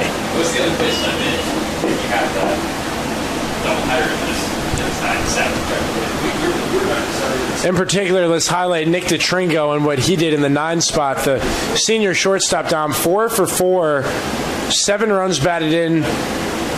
Yeah, 4 for 4 with a sac fly, so he's got 7 runs batted in. A pretty astonishing game for him in the 9-hole, being able to flip over the top of the lineup. And like you said, his 7 RBIs outscores Spring Hill, so Nick DeTringo doing it all. I'm not going to say all himself, but he's doing a lot by him. He's doing his fair amount, for sure. All right, 2-2 count. Pitchman on Miller. Silveria is at first. And the payoff. That one is hit. Little looper, left field. Smith coming on strong. Unable to make the play, and there's a bloop single for the Spring Hill first baseman. Yeah, that ball was hit off the end of the bat, and Smith took first step back. Had no opportunity to get to that ball. Tough play, but it's just a base hit for the Badgers, so not going to kill the Spartans here with a 12-run lead. We are being notified of a pinch hitter for the Badgers, and that will be for Joseph Guidry in the 9 spot. It will be Maverick Latour, the senior from Folsom, Louisiana.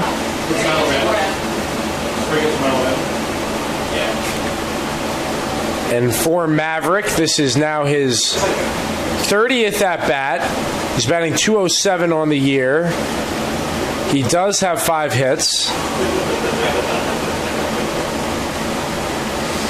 with a double.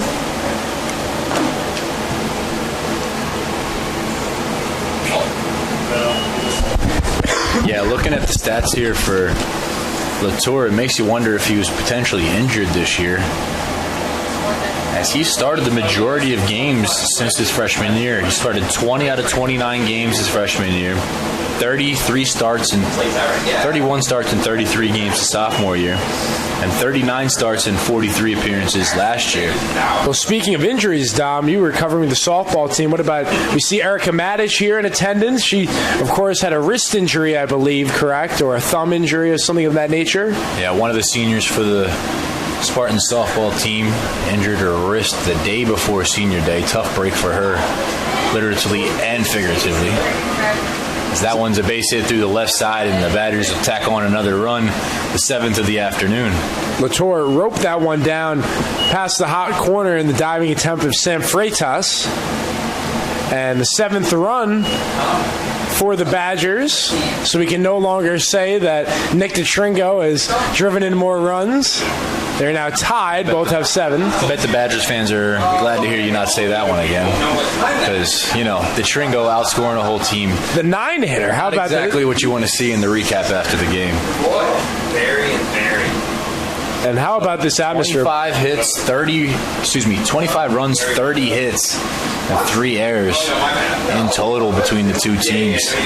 And we are just getting going, ladies and gentlemen. This is just the first game. We have another great game on the slate, and buzzing atmosphere as both teams itching to get on the field. Nova Southeastern, the Sharks, and the West Florida Argonauts.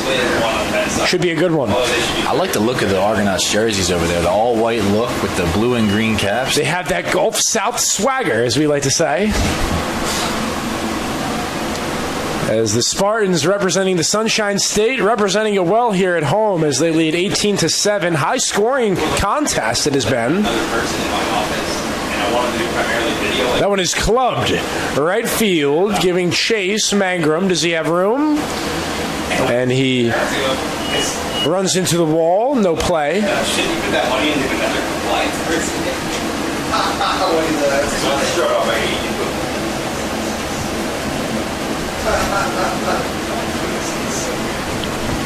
He's like so awkward. Cozy.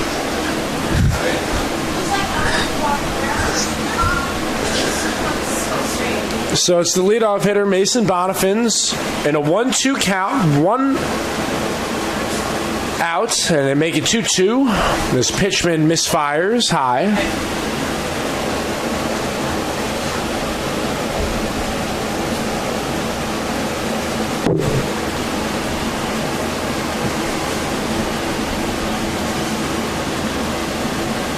Payoff pitch coming forward from Pishman. Misses low, and we have a full count.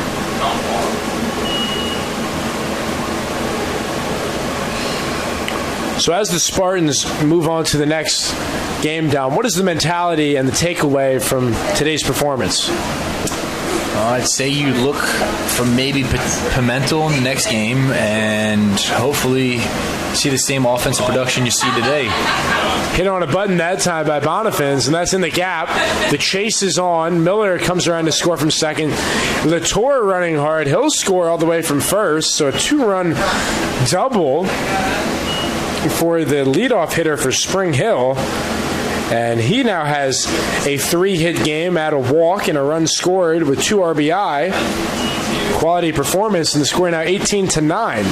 Yeah, this top of the lineup has been really impressive to me this afternoon. Bonifans having a heck of a day, 3 for 5. He's gotten the rally started and continued the rally here in the 9th inning. And we do see Colton Widows now going to the bullpen if this game gets any closer, of course. Give credit to Joe Urso and Sam Militello being on top of it, but they only need 2 more outs, and you certainly hope Pishman can deliver. You do have a 9-run lead. Yeah, you'd like to preferably not go back to the bullpen again if you're Coach Urso, but like you said, situation calls, you might need somebody, and it's better to have them warmed up. That one skied towards the Spartan bullpen. And for all you folks who've never been to this campus, it's a beautiful campus with a beautiful backdrop, seeing the city of Tampa. And, you know, sometimes we take it for granted, and I'm just sitting here right now appreciating how gorgeous of a campus this really is. It has a gorgeous view of the Tampa skyline, and it is 87 degrees right now. Feels like 89. As that one's a grounder. Nice job over at first base by Perry. It was a high throw from DeTringo, but stayed with it. And the Spartans are 1 out away from taking the opening game of the NCAA Division II Baseball South Region.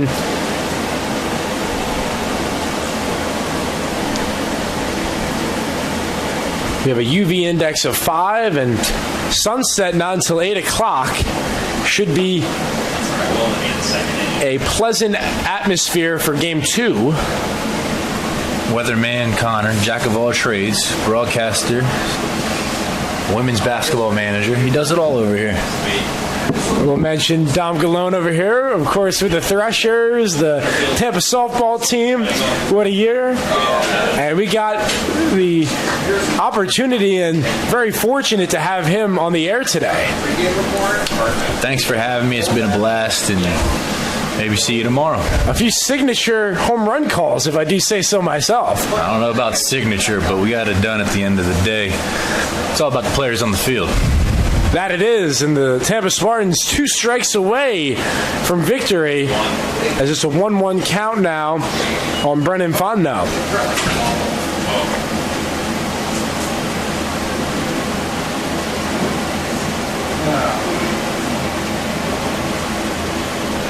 The one thing I will say is these West Florida Argonauts, they are not afraid to make friends with a lot of these fans in the crowd. They're storming here in Amoli. Yeah, it seems like they're kind of relaxed and ready to go for this ball game. You definitely see them chitter-chatting with some of the fans, and as I said, a relaxed approach for West Florida. And what a game it has been here at the University of Tampa baseball field. John Pishman and the Tampa Spartans are 1 strike away from putting the icing on the cake. And starting off the South Regional with a win. It's a 2-2 count, 2 outs. Bonifun's on second. 27 runs on 31 hits and 3 errors. And Pishman is looking for the exclamation point. And that very well may be it. It's a 360 play from Mikey Navarrete to Cole Perry. And that's your ball game, ladies and gentlemen, in the fashion of 18-9, the Tampa Spartans over the Spring Hill Badgers. And it is 4:30, so we are anticipating a 5:15 first pitch between West Florida and Nova Southeastern. Dom, take us through those final moments of the game. Yeah, I mean, Spring Hill tries to fight back with 3 runs in the 9th there, but Tanner Foster for the Spartans went 4 2/3, allowed 6 earned runs on 7 hits, struck out 7, and walked 3. Crew came in 2 1/3, no runs, 1 walk, and allowed 4 hits. Reynolds came in, perfect inning, 1 inning, 2 Ks, and then Pishman came in there in the 9th, allowed 3 runs on 3 hits and 1 walk. And on the flip side of things, Taylor Gibson, the lefty, transfer from North Carolina for Spring Hill, went only 2 innings, allowed 9 runs, 6 of which were earned on 4 hits, walked 5 batters, which in the opening you said head coach had 3 keys to the game, and one of them was let's limit the walks, and Taylor Gibson was not able to do that with 5 walks and 2 Ks rather. AJ Fell came into the game 3 innings, allowed 3 runs on 6 hits. Shaw came into the game 2 innings, 3 runs on 3 hits. And then Powell Millar split the 8th inning, allowing 3 runs and walked 7. Ultimately did the Badgers pitching staff. So 18-9 victory for the Spartans, and they'll advance to Game 2 tomorrow afternoon at 12 o'clock. Spring Hill will take the field at 3:30 following Game 1. And Connor Moore will be back on the broadcast at TampaSpartans.tv. Thank you, Dom, and thank you to everybody for tuning in. Please join us back around 5:15 for the first pitch. It's a 4-5 matchup between West Florida and Nova Southeastern. For Dominic Galone, Connor Moore, the Spartans win 18-9 on TampaSpartans.tv.